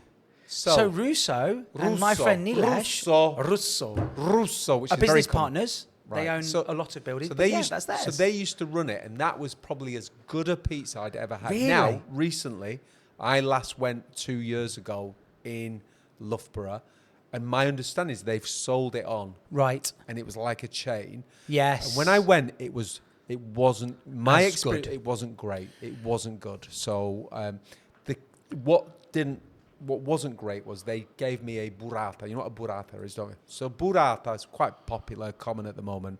It looks like a mozzarella, but when you cut it, it's kind of all cream oozes Oh, no, out of it. haven't. No, never had one. You not had No, burrata? No, never. So burrata translated means buttery. That's what it literally means. And it's a cheese. It's a cheese. And so when you do it, you open it and it just oozes out. So you can put it on pasta, on your bread. It's gorgeous. It's like creamy mascarpone cheese on the inside, but really creamy. So there's ways of serving stuff. What you don't do is mozzarella and burrata. You don't take them out the fridge. Firstly, you don't put them in the fridge. So it has to be room temperature because it's like it's a butter in there effectively. So while it's like you want that to melt. So I'm going off on one. So pizzas, they used to do really good pizzas there. The last time I went, I was incredibly disappointed. So one of the things about Naples, the roots and the history, there was a massive plague in Naples and there was famine. And the Queen of Italy, who was called Queen Margherita, turned up to Naples. And what she wanted to do in that act of solidarity, a bit like Princess Diana did, with the AIDS victims and shook their hands and did that. She says, I'm going to eat street food. And that's where it all came from. The Margherita pizza came from. So they had this bread, they put tomato on it, they put mozzarella on it, and they put basil, which is the colours of the Italian flag. So that's why it's a margherita. So that's the roots of it. Now, interestingly, proper pizza will use... So tomatoes, you understand... You may or may not know. This might be... I'm sounding really kind of a bit interested, a bit weirdo now. But there's loads of different kinds of tomatoes. There are. You've got beefy tomatoes. Some tomatoes taste like bloody nothing. Some tomatoes taste really good. If you've ever been on the Med, certainly in Italy during the summer, try a tomato. If you don't like tomatoes, try a tomato in Italy. And the famous tomato, which you may have heard of, is a San Marzano tomato. Have you heard of that? Yep. So, on the Vesuvius, the volcano, which is active right now, which says an awful lot about the Neapolitan culture. They live on a volcano, by the way. So that's where Napoli is? That's where Naples is, yeah. On Mount Vesuvius? So it's all that region. So the region is known as Campania, which basically means, translated, it means bell. That's what it means, a bell. It's like sounding of a bell. So in Campania, you've got Sorrento, you've got the Vesuvius, and you've got Naples. And Naples is literally on the harbour of the Vesuvius. So when you're on the harbour, you can see it over the water, just on like a horseshoe bay. And the ground is incredibly fertile, and it produces what is called San Marzano tomatoes. There's a place called San Marzano just on the Vesuvius. So the tomatoes and the taste, they're a lot drier, but they're incredibly sweet and tasty. So that's the first thing. The second thing is mozzarella comes from Naples. It was invented in that area, in Campania region. And the other thing is, because of how it's shaped, you've kind of got what is known as the Apennini, which is these mountains, and then they go down. And the way that this is, I don't know how factual this is, but this is part of the conversation. The dough, when you prepare the dough, it's kind of like the environment and the atmosphere, because of the winds and all sorts, it affects the dough as well. Mm-hmm. So when you go to Naples and try a pizza in Naples, there is a slightly different taste because of the atmosphere, because of the tomatoes, and because of the mozzarella. So slightly different. But I do love pizza, and I do make my own pizzas. But I make them in the oven. And it's got to be done in a wood-burning oven to get authentic. And they add those at pizzas. So, pizza. They are a different... Have you had a pizza in Naples? I've never been to Italy. Maybe we should go. I'll go as your translator. Yes. I've got a lot of Italian friends. Just never somewhere that I've been. I would love to go, but obviously... As a white British bloke, you go, right, let's go to Rome and go and see the Colosseum and do all of that. Yeah. But that's not really Italy, is it? If you ever go to Italy, I would always recommend you go with somebody who understands and can read culture. Yes. Because otherwise, it won't be a great time. Really? Potentially, yeah. Yeah. Yeah. Yeah. Naples has got, a very strong... mafia, basically. That's it. What also known as the Camorra. So that could be another topic we're talking about. Sicily, again, Cosa Nostra. So you got three main mafias in Italy. Yep. A lot of people don't know this. So you got Cosa Nostra, which is in the which is what everybody knows, and Cosa Nostra can mean two things. So it basically means our thing, translated. Cosa Nostra is our thing. Our thing. The word mafia, by the way, and I believe this, I don't know if this is completely Somebody's true. told me this recently. Mafia, translated literally means my daughter. I am a father of a daughter. You mess with my daughter, wow. I'm a good, honest citizen, but... Until you mess with absolutely. My daughter. Yes. So mafia, which basically means my daughter. My daughter. Is that what you heard? Yes. Is that right? It right. is, yes. So I heard that. Cosa Nostra means our thing. Then in Calabria, so if you look at Italy as a boot, you've got like the toe. Yeah. Calabria is a beautiful place, but nobody really goes there. It's not very touristy, but beautiful.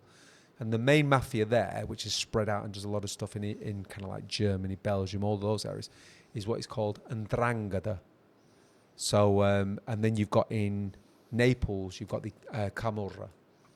And the geography of Italy, whereabouts is Naples? It's almost like the shin, just the below shin. the knee. You've got Rome, and East it's below. West side. Never eat. West side. Yes. West side, yeah. So you've got the foot, Calabria. Then you've got Campania. Heel. And then the heel is Puglia. The heel, okay. And what's that good for? Italy's always good for food. Yeah. So, food. They're all good for food, All but different kinds of foods, different regions, different things. It's a big old country, isn't it? It's massive. People don't realise it's big. Italy is the really... skiing and you've got everything. Absolutely. So often people refer to Italy, certainly in the past, as the Il Giardino di Europa, which basically means the Garden of Europe. Yes. Because you've literally got... So I love Spain. My parents used to live in Spain, but in the summer it would get very arid and dry. Yes. In Italy, it's always green because you've got these mountains, so it's a very different setup. So it's more like England in that sense. It's nothing like England, apart from it's green, blue skies, and there's but it's green, and red and orange and pink and blue as well because of the flowers. Yeah. Why do you think Italians have integrated so well into Britain and that sort of, because you haven't you? Yeah, I think really culturally there's a couple of reasons for that. I think one. So there's an old phrase: "When in Rome, do as the Romans do." Yes. So I think a lot of Italians understood that literally. When in Rome, you do as the Romans do, but also understand how to maintain and also hold and not lose their culture. Yes. So growing up for me was really interesting. So I work, as I said, I work with gangs. And one of the big things that really impacted me, I remember, so I work in very multi-ethnic groups. And I remember a young boy, and his mum was white British, his dad was black Jamaican. And this fallout took place between him and his dad. He's like, you're not one of us, you're not Jamaican. I thought, wow, that was a really interesting concept. I'd always been brought up, even though I was born in England, my family, you're one of us, you're one of us, you're one of us. A sense of connection, identity. I'm Italian. Doesn't matter where you're born. Just because you're born in England doesn't make you English. In the same way, being born in McDonald's doesn't make you a hamburger. Yes. So it doesn't matter what you are one of us. So there's that sense growing up for me. I'm connected to that Italian root. That's my identity. That's my backdrop. Some children from various different cultures don't know if I'm this or if I'm that. And there's a lack of identity. I'm not saying that every Italian feels that. I would say I'm quite unique in that. My brother's very different, by the way. My brother would more identify with being English and will walk away from speaking Italian. My kids will lean into being Italian. Will they? Absolutely. Their mum is English, but they lean into being Italian. 100%. They support Italy in the World Cup. The integration into our society over here was never offensive. It was never segregating. Yeah. It was. It's a little bit like.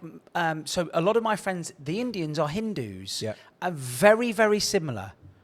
We go around and eat with them, and we eat the chapatis, and we eat the dal, and all of these things. But they were always Indian, and that was what they are. Yeah. But you integrate, and you take best practices from both. And so if you come to my house, you're coming through my threshold. Yes, I'm Italian for the day. And when in Rome, you do as the Romans do. It's Italian music. It's Italian food. It's the Italian way. I'm going to ask you to take your shoes off.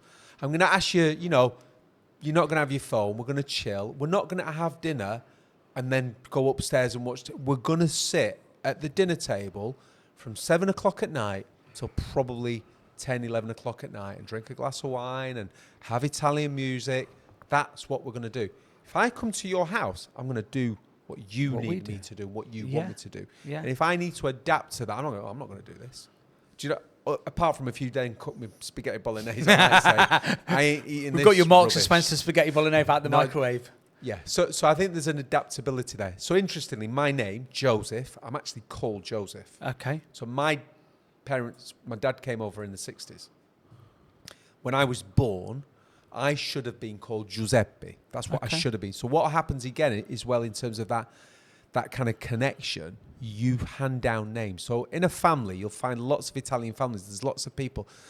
There's lots of with very similar names or the same name. So you'll have two brothers and they'll have kids and they'll both have kids with the same names. Mm-hmm. So the tradition is that the firstborn son carries the name of the father. The second-born son then carries the name of the wife's father, and so on and so on. And then you spread those names. So I've got lots of Albertos in my family. I've got lots of Isidoros in my family. I've got loads of Giuseppes in my family. So I should have been called Giuseppe. My dad's called Giuseppe, and my mum's dad's Giuseppe.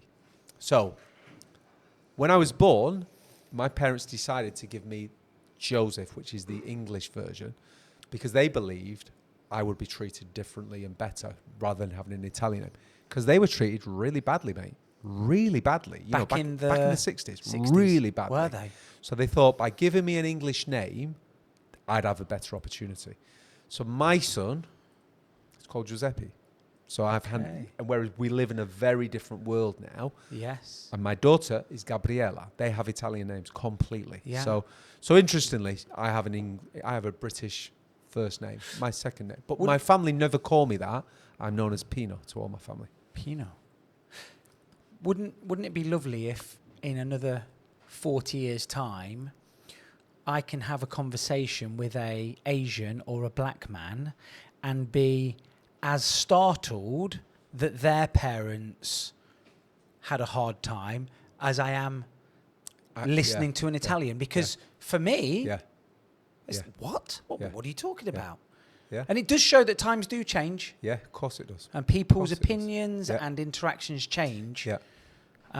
Because for me, that's, I've known, a good amount of Italians, and it's nothing. It's nothing. It's nothing. It's just... For some people now, an Italian is more palatable than an Afro-Caribbean person, without a shadow of a doubt. And that's wrong.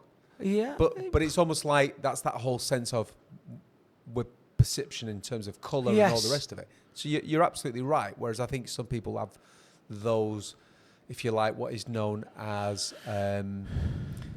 what do you call it when it's kind of like unconscious bias? Yeah. Sometimes we've all got bias. Of course, I've got a clear bias towards certain foods, particularly spaghetti bolognese. You know what I mean? I am biased to it. So we're only human. Absolutely. But it's education. Absolutely. It's respect. Yep. Respect, like you've just said, I come to your house, I respect what you're doing. You've asked me to take my shoes off, take my shoes off. Absolutely, 100%. You asked me not to sit on that, and I don't, And I think we, as a community, we're losing that. And I'm coming back a little bit towards what I've sort of been talking with Nick about. I'm passionate about helping young men. Yep. Young men that have lost their way and haven't had... I was very fortunate. I had, or still have, a brother who was a fair bit older than me. I was the youngest born, who I adored and looked up to, and he was my hero. My dad was the same. So I would sit and listen to these stories that the elders were telling, and this and the advice. And if I'd done something wrong, I could go to my brother and we would sort it out. Mm-hmm. I think there's a lot of young men that don't have that anymore. Absolutely. So I mean, we're on the same page with that 100%, because my inspiration in my early 20s, I started a charity that worked with the most disadvantaged, disaffected young people. That's how I got into this world of gangs.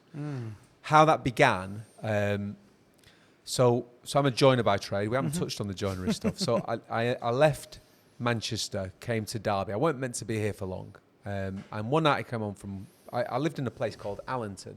If anyone's from Derby, they will know Allington is a really posh, nice, good. It's not. It's a place with high levels of deprivation, poverty. And the story goes, one night I came home from work. I can't remember what I was doing. I was actually working on a church at the time, and my business was called Joseph the Carpenter. I come back. Almost biblical. And I was renting a house in Allington because it was cheaper to rent for 6 months, 12 months than it was for anything else. It was an ex-council house on Hawthorne Street, rough area. I weren't bothered. I'm just working there. And then at weekends, I would generally go home and, So, come home one night. I look out my front room window. Across the road from where I live was a factory wall. And there's a couple of kids climbing up a lamppost and they're nicking lead off the roof. So I'm a good citizen. I go out. What do you think you're doing, guys? To which this child on top of the roof, when I say child, I'm intentional about that, going back to that conversation we had earlier, because it's easy to adultify and therefore demonize. It's a kid. I go out, I said, what would your dad say? I said, what are you doing? To which he told me to go away. In no uncertain terms. Using those words that you and Nick use regularly. I also use those words, but I'm choosing not to use them today. So he told me to F off. So I pulled out the one line. I thought, this will destroy him. And the line was this: what would your dad say to you right now? Bearing in mind, I'm Italian. I'm quite naive. My dad's always been there. He's been a big, strong figure. I never took illicit drugs, as in weed or anything, out of fear. If my dad found out, it would batter the daylights out of me. So there was a healthy fear there. So I shouted to this kid, what would your dad say to you? His response completely took the wind out of my sails, and it was this. He says, my dad's in jail for the next 10 years. He's not going to say nothing to me. That inspired me, and I started a youth club. I'd never run a youth club in my life, didn't know what I was doing. I used to go to a youth club a little bit when I was a kid. I boxed, did all that kind of stuff. So I started this youth club for these kids on this roof. And I used the Methodist church that I was doing the work in at the time. I said, can I hire a hall? They brought their mates. This youth club was getting like 150, 200 kids every Friday night. Friday night was the night I would do it because if ever I got into trouble, it was always a Friday night. Mm-hmm. And ironically, at the time, local services, no youth club was open in the community. I'm like, and the youth club that was there would generally get about 6 kids, and it was run by people, people who had best of intentions, but they just weren't adapt to these kids. And these kids are swearing and shouting and fighting and all the rest of it. My background, I've boxed for 10 years. I've worked on a building site. I've grown up in an arena where I've been excluded from school. I'm like, I'm not going to take none of this nonsense. This is what we do. So that inspired me because I had this great belief that we all need one another. But in particular, those young men needed other good men in their lives. So the world of gangs, there's a report that was done, and it's called Dying to Belong. And literally it means there are children out there who are literally dying because they want to belong and be part of something. They want to be part of that gang. They want that gang leader, that person who's dealing drugs and making a lot of money, by the way, selling coke to white middle class professionals, by the way, who are all therefore implicit in all of this. Those drug dealers that we demonize are just, they're supply and demand. They're providing a service.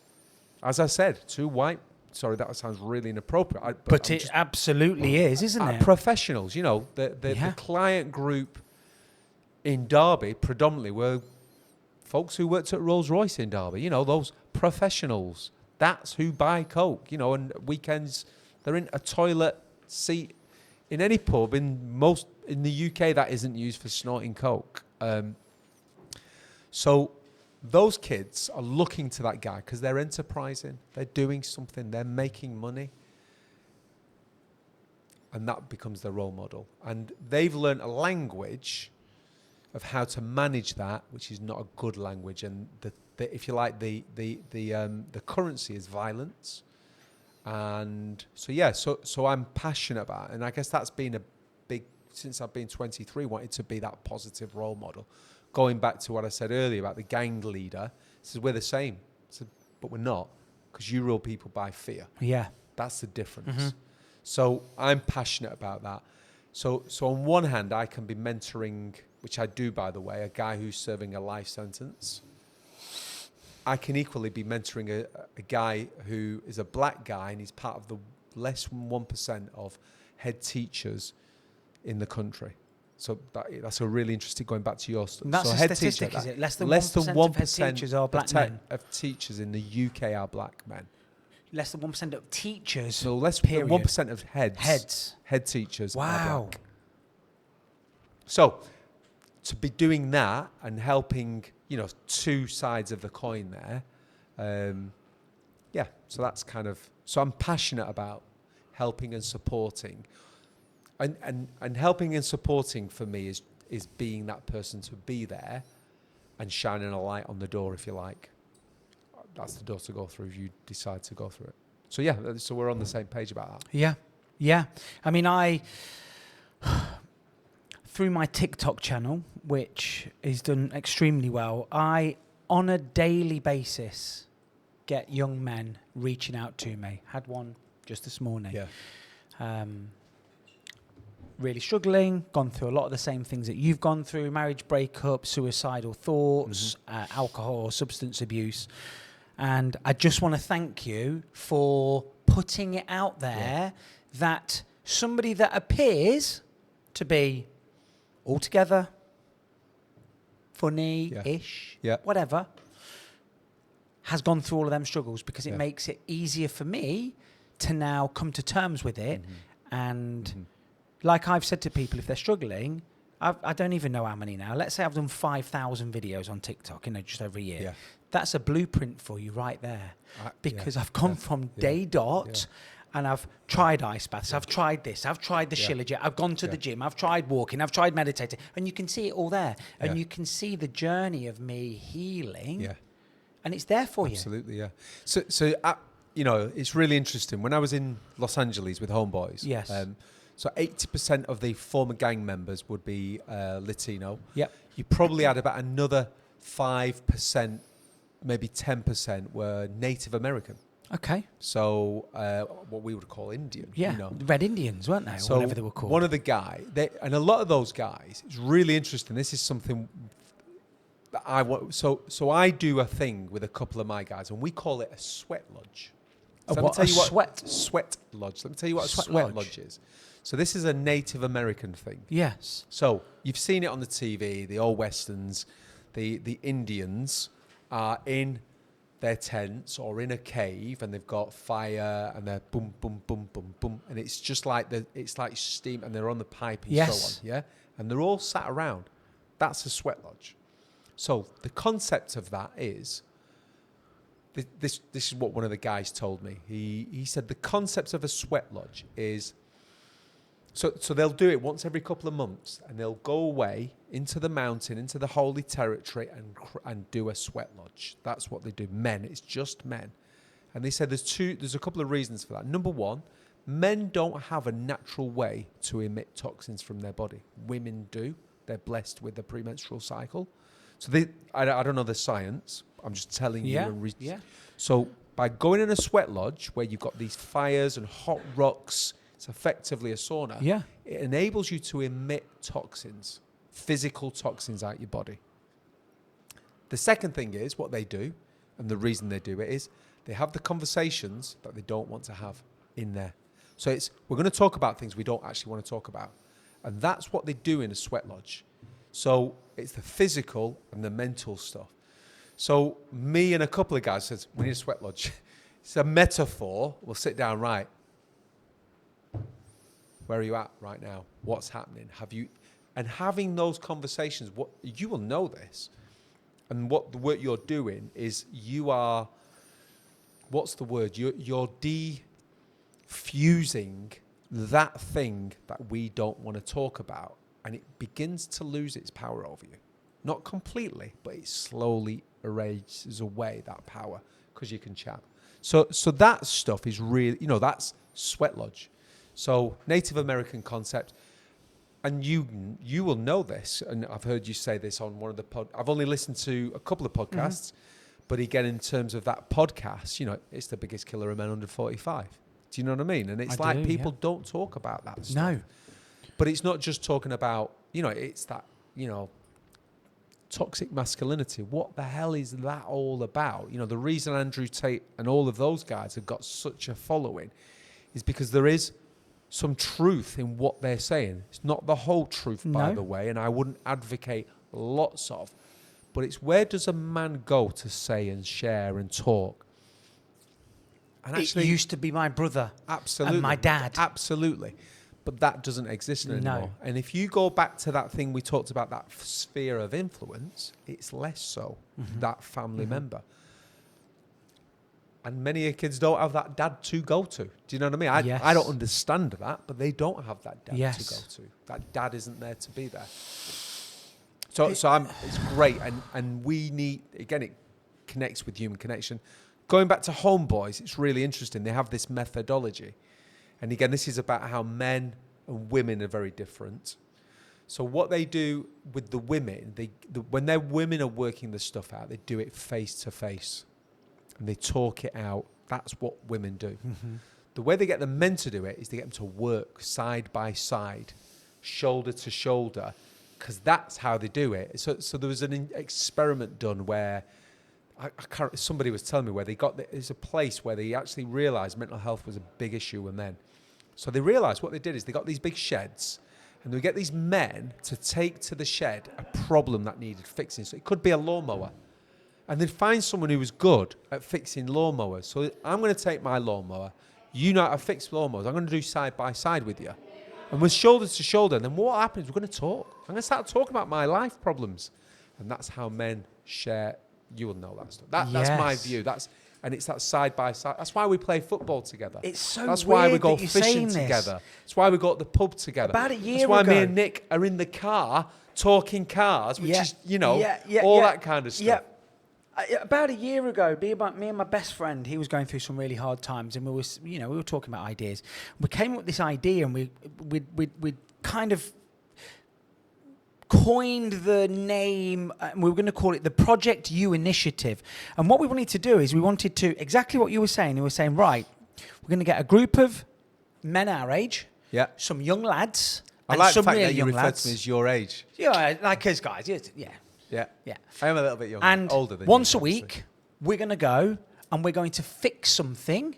It might be yeah. an old church. It might be an Yeah. old community Yeah. unit. We're going to go in there. We're not Yeah. going to charge a penny. We're going to teach Yeah. each other how to do it. Yeah. We're going to have a great laugh. Yeah. And then we might nip down to the pub afterwards and have a Sunday dinner and watch the football together. All together. Yeah. Of the elders, Yeah. the younger men, Yeah. and then even Yeah. some of the really Yeah. young lads. Yeah, absolutely. And Yeah. that's exactly So- what you've just explained. So interesting. I mean, you just reminded. So when I go to Italy, I go fairly frequently. So I go to the barbers, and the experience of the barbers in Italy, and you'll also find this in the Afro-Caribbean community as well. A barbers is a place. So a few years ago, I'm bearing in mind I'm working in this world of children and young people, and I'm seeing that there are massive multi-generational breakdowns. Yeah.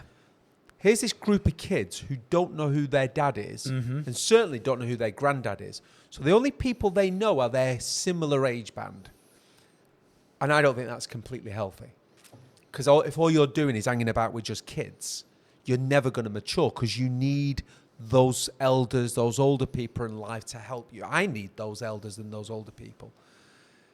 I'm in a barber's in Italy. I'm 40 years old. There's a guy at the other end of the room, and he's 80 years old. And there's a guy next to me, and he's 18 years old or 16 years old. We're all sat in the barbers. Now, what's really unique of a barber's in Italy, you also get coffee. They'll give it, you don't pay for it. And they just chat, and there's football on. And it's like, here's this 16-year-old speaking to an 80-year-old, and it's normal, mate. It's just, and to get to that, in the UK, that ain't normal. No. That isn't normal. A 16-year-old. Absolutely like, not. "Oh, I'm not going to know about you. You're an old man. Yeah. You're an old fart." Yes, they know. That's I know the more reality. than you. What do you know? That's the reality. Whereas, I think to bridge that, and the barbers in Italy does that beautifully. Yes. Do you know what I mean? It's like, we're going to Yes. sit down, we're going to have a coffee. And Italians, we grow these quite And quickly. you quite are early, so- right about the Afro-Caribbean barbers as well. You Yeah. see it a lot, Yeah. don't you? Yeah. Yeah. Yeah. So how do you yes. create those connections? That's the key to it. Yeah, well, it's been lost. It's absolutely been lost, and I think it's partly been lost because work has become the new in thing, and the woman's got to have a great career, and the man's got to have a great career, and as a result of that, neither of them are ever at home. The children are brought up by the TV and the iPad with microwave dinners, being brought up by the kids on the street, getting influence from the 16-year-olds when you're 14. Inevitably, you end up doing the drugs, doing the boozing, having underage sex, all of these things, and it's just a perpetual cycle that just keeps going again and again and again and again. And I don't know if there is a fix for that. Certainly not short term. Definitely not. So interestingly, when you look at violence and crime, which is my crime and violence is my world. So back in 2005, we're going off on another tangent here. Glasgow was known as the knife crime capital of the world. By the way, the word I am going to use a profanity now. The word knife crime is an absolute bullshit term, just so you know. It's just a nonsense. So knife crime has become a political agenda. The issue we should be looking at is violence. So if I hit you with a baseball bat, it can cause as much damage to you as me stabbing you with a knife. Yes. We've created this knife crime epidemic. The reality is people are being hurt with bladed items. That is a reality, and that is not acceptable. But people are also being hurt by multiple other factors. You know, if you are sexually abused and sex is used as a weapon against you, that is as damaging and can be as damaging as a bladed article. Yes. So, Glasgow had the knife crime epidemic. It was the knife crime centre of Europe in 2005. And everything they did, locking more people away, more legislation, didn't work until they adopted what was called a public health approach. So they took violence and said, this is a disease. Just like addiction is a disease, let's treat the disease. But one of the big things that they said is that this is a 10-year program. It's 10 years. It's going to take at least 10 years. Problem with our political situation is they don't ever think beyond a year, 2 years, 3 years. And most programs now to tackle that stuff of families, deprivation, poverty last 2 years, if you're lucky. Now, you're lucky actually if it lasts a year. There's multiple programs. So for instance, during COVID, there was a program around homelessness. Do you know what? We almost eradicated homelessness. Yeah, there was nobody on the streets, was there? We eradicated it. And it's not just about eradicating home. I mean, I saw some headlines, Derby Telegraph, about how much they're paying to keep homeless people in hotels. You've got to look at the root cause and you've got to look at the symptoms of what that means. It's cold out there. I'm going to survive homelessness because I'm going to get off my face on heroin. And I'm on heroin in the first place and homeless because I've had childhood. I'm just, So and what that's going to do, that's going to lead to me committing more crime to be able to get that. So by eradicating homelessness, you start to push back crime. That's the reality. Because actually we're treating people as humans and we're trying to heal them rather than treating them as demons and, lazy or whatever that is.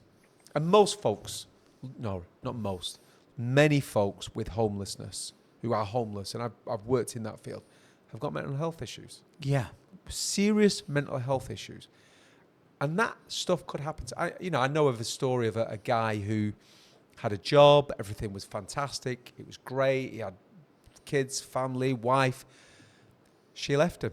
And you and I know what that feels like. That is devastating. So he was deeply depressed, couldn't go to work, lost his job, lost his house, lost everything. Because of depression and mental health and illness, was that because he's not as strong as you and me? Well, actually, no, it's just that's the cards he was dealt, and I was dealt some others, and you were dealt others. Unfortunately, we were able to connect with human beings. It's people that dragged me out of my tough time. So yeah, sorry, I'm going off on one there. No, but it's poignant, and it's true, and it's heartbreaking, and it's harrowing, all rolled into one. And I often say to people, I try to give money to the homeless as little as possible because I would rather buy them something, some food or some tracksuit bottoms.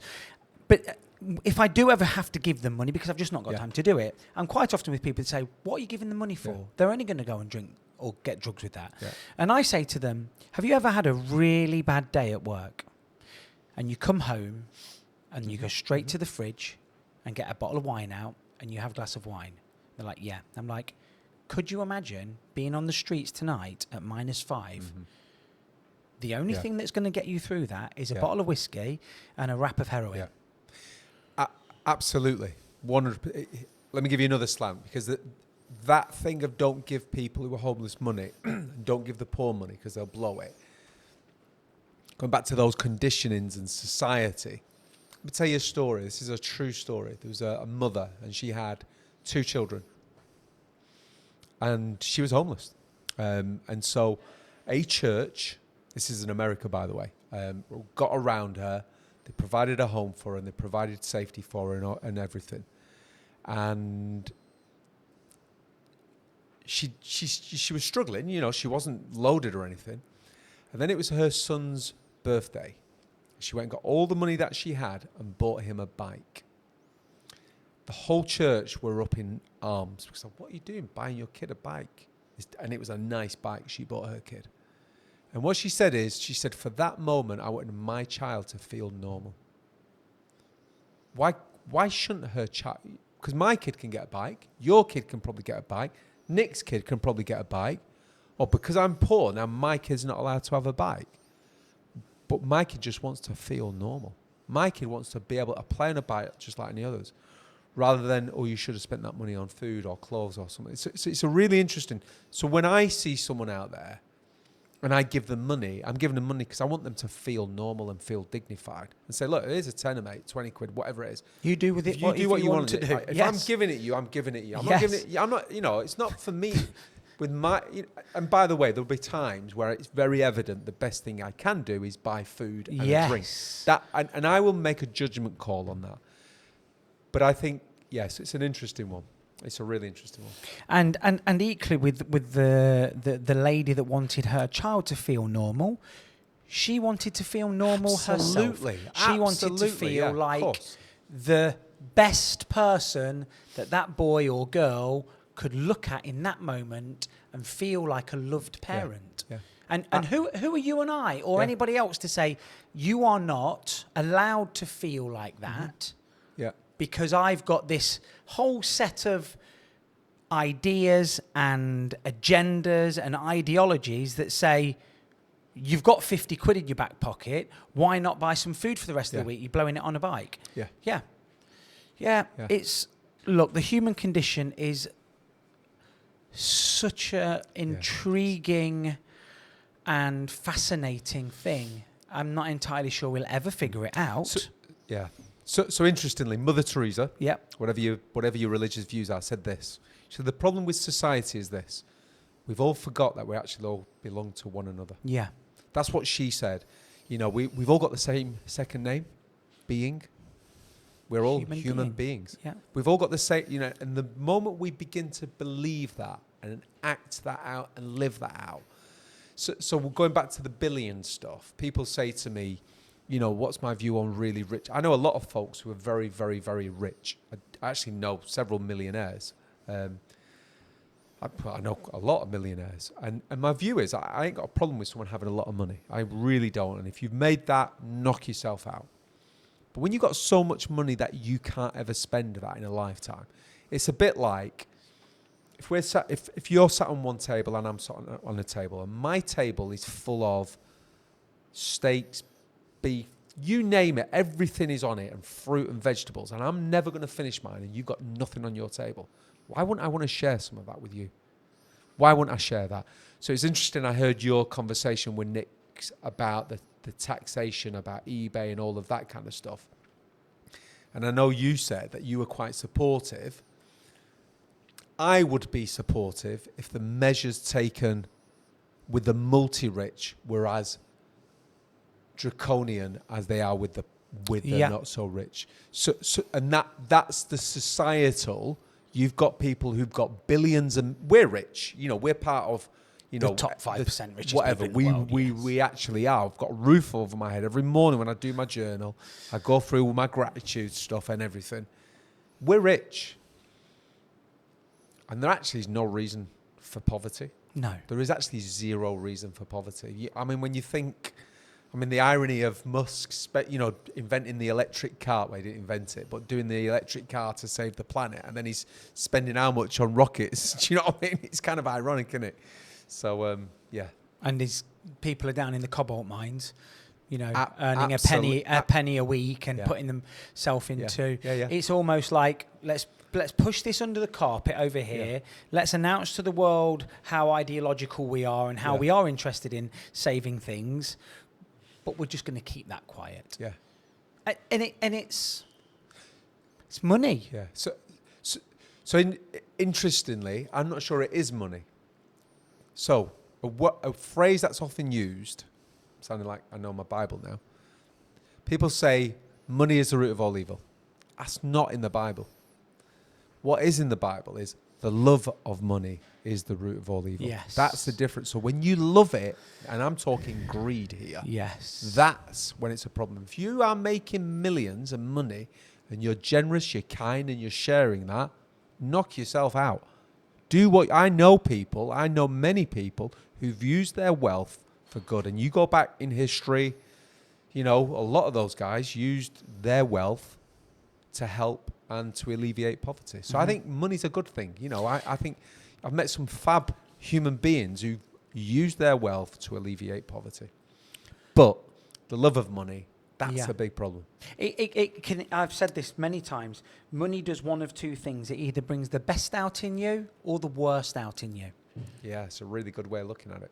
Yeah. You know, because I've many times sat and daydreamed about if I won £100 million on the lottery, the first thing that comes to my mind is not what car I'm going to buy and house. Yeah. It's how much of that can I give out and who do I disperse it to without offending, pissing somebody off, looking like a dickhead. How do I do it in a way where it's not in the papers and all of this? How do you do that? And I've pondered that many times. Yeah. Whereas there'd be a lot of people who are, right, I'm going to have that Ferrari, I'm going to have a helicopter, I'm going to have this, I'm going to have... And it's interesting because going right back to the very beginning of this conversation, we talked about wealth, didn't we? We talked about wealth as in financial wealth. Yes. And wealth. Because I think if you just focus financial wealth, then you're not wealthy at all. You're actually quite poor. Yeah. You're poor in spirit, poor in who you are. Yep. But if you've got wealth, like what you've just said there, wow, well, why wouldn't you do that? You know, why wouldn't you? You know, why wouldn't you? Why wouldn't you? If I've got 15 bananas and I can only eat 3, and they're going to rot the others, why wouldn't I give these bananas away? Yeah. But you see those greedy traits even down to the very young children. Because I can always remember, even just being at school, and you'd always have those couple of kids that would rather stuff their face with their food until they felt sick rather than share it. I would guess that maybe that is a trauma response. Maybe. Because again, when you're looking for affirmation... If affirmation for you is gain. So we've seen a lot on the political horizon of these guys who have come through Eton and all these places. So interestingly, Gabor Mate talks about Donald Trump being a highly traumatized human being. Interestingly, he also talked about trauma within the royal family. I've not seen the video. He actually did an interview with Prince Harry. And just in terms of that trauma, because they're set up to believe dog eat dog scenario. When your value to me as a dad is because I'm going to eat that dog because I'm going to screw you over. I'm going to get what I'm going to get because that's what my dad said I needed to do. And you're going to do that with your son and so on and so on and so on. That's the negative element of passing those traits down. So I would imagine a lot of those very, very greedy people are people who are actually quite poor, and it's a trauma response. We've all got different trauma responses because we've all got elements of trauma of things that's happened to us and affect our behaviour. But I would imagine that those very, very, very rich, going back to the Mancini stuff, the way he was like, those really rich. Yeah, it's an interesting one, but it's But society and the world is set up. We live in the fantasy world of having all this money when you can't do jack with it. And you're going to die one day and you're not going to spend it all. Exactly. You can't take it with you and you can't even pass it down now, can you, without your kids getting taxed to high heavens? That is the other. My mum and dad came as immigrants and they worked, done really well, paid off mortgages. And they're like, when we die, I'm like, Mum, Dad, live life, enjoy, and I'm so chuffed that they've done that. A few weeks ago, in the last couple of years, my mum was diagnosed with Alzheimer's, and she's crashed really badly in the last few months. And it's taught me to live life. Mm-hmm. So I'm going to say something quite I don't know. It might be. I no longer pay into a pension. I ain't doing no pension stuff. I don't bother. I am not doing no pension stuff. I never anymore. have. So I had a pension because my employer at the time said I had to have a pension. Never. So I've got. If my financial advisor listens to this, she'll be pulling her hair out because I keep fobbing her off because I've not paid into it for a few years now. I ain't paying no pensions. I'm living now. I'm not going to be stupid because I'm good with money, and I want to be able to help my kids out when I can help my kids out. But I equally want to be able to say, if I want to go to Italy, I want to go to Italy. And I work hard, by the way. I work really hard. So money's a funny one. It's funny because my mother passed away 5 or 6 years ago. Sorry, 2016. Yeah, sad. But the 2 years up to her death, I can remember. So my sister passed away since then as well. So I had 2 sisters and a brother, and there was me. So there's 4 of us. And I remember my dad calling us up, and he was saying, "Look, we want to speak to you because we've paid the mortgage off. We don't owe anything, but your mum really wants a static caravan. It's been a dream over on the East Coast near Skegness. Wow. What do you all think about us taking some equity out of the house?" I'm like, "Are you crazy?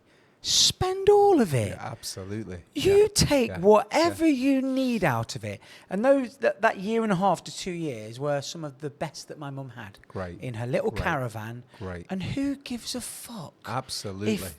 We don't want your money, Dad and Mum, and Well, when they go into the homes, that money drips away anyway. Yes. So just spend it and enjoy it. Spend it. Yes. Absolutely. Joe Russo, I think we've done 2 hours. Get out. I think we've done. We haven't. 2 hours and 5 minutes. We really haven't. It's been an absolute pleasure. We haven't done 2 hours. I promise you can have a look right there where it says record, and it's 2 hours and 5 minutes. Wow. A wonderful conversation, intellectual. And like I always say to people, I love coming down here and meeting a stranger and leaving with a friend. Fantastic. Because that's absolutely how I feel. Yeah. And I've really enjoyed that, and we must do this more often. Absolutely. Oh, handshake for the photo. For the photo. But, mate, an absolute pleasure. Great. Brilliant. Thank you so much for coming over. Fantastic. What a wonderful human. Thank you very much.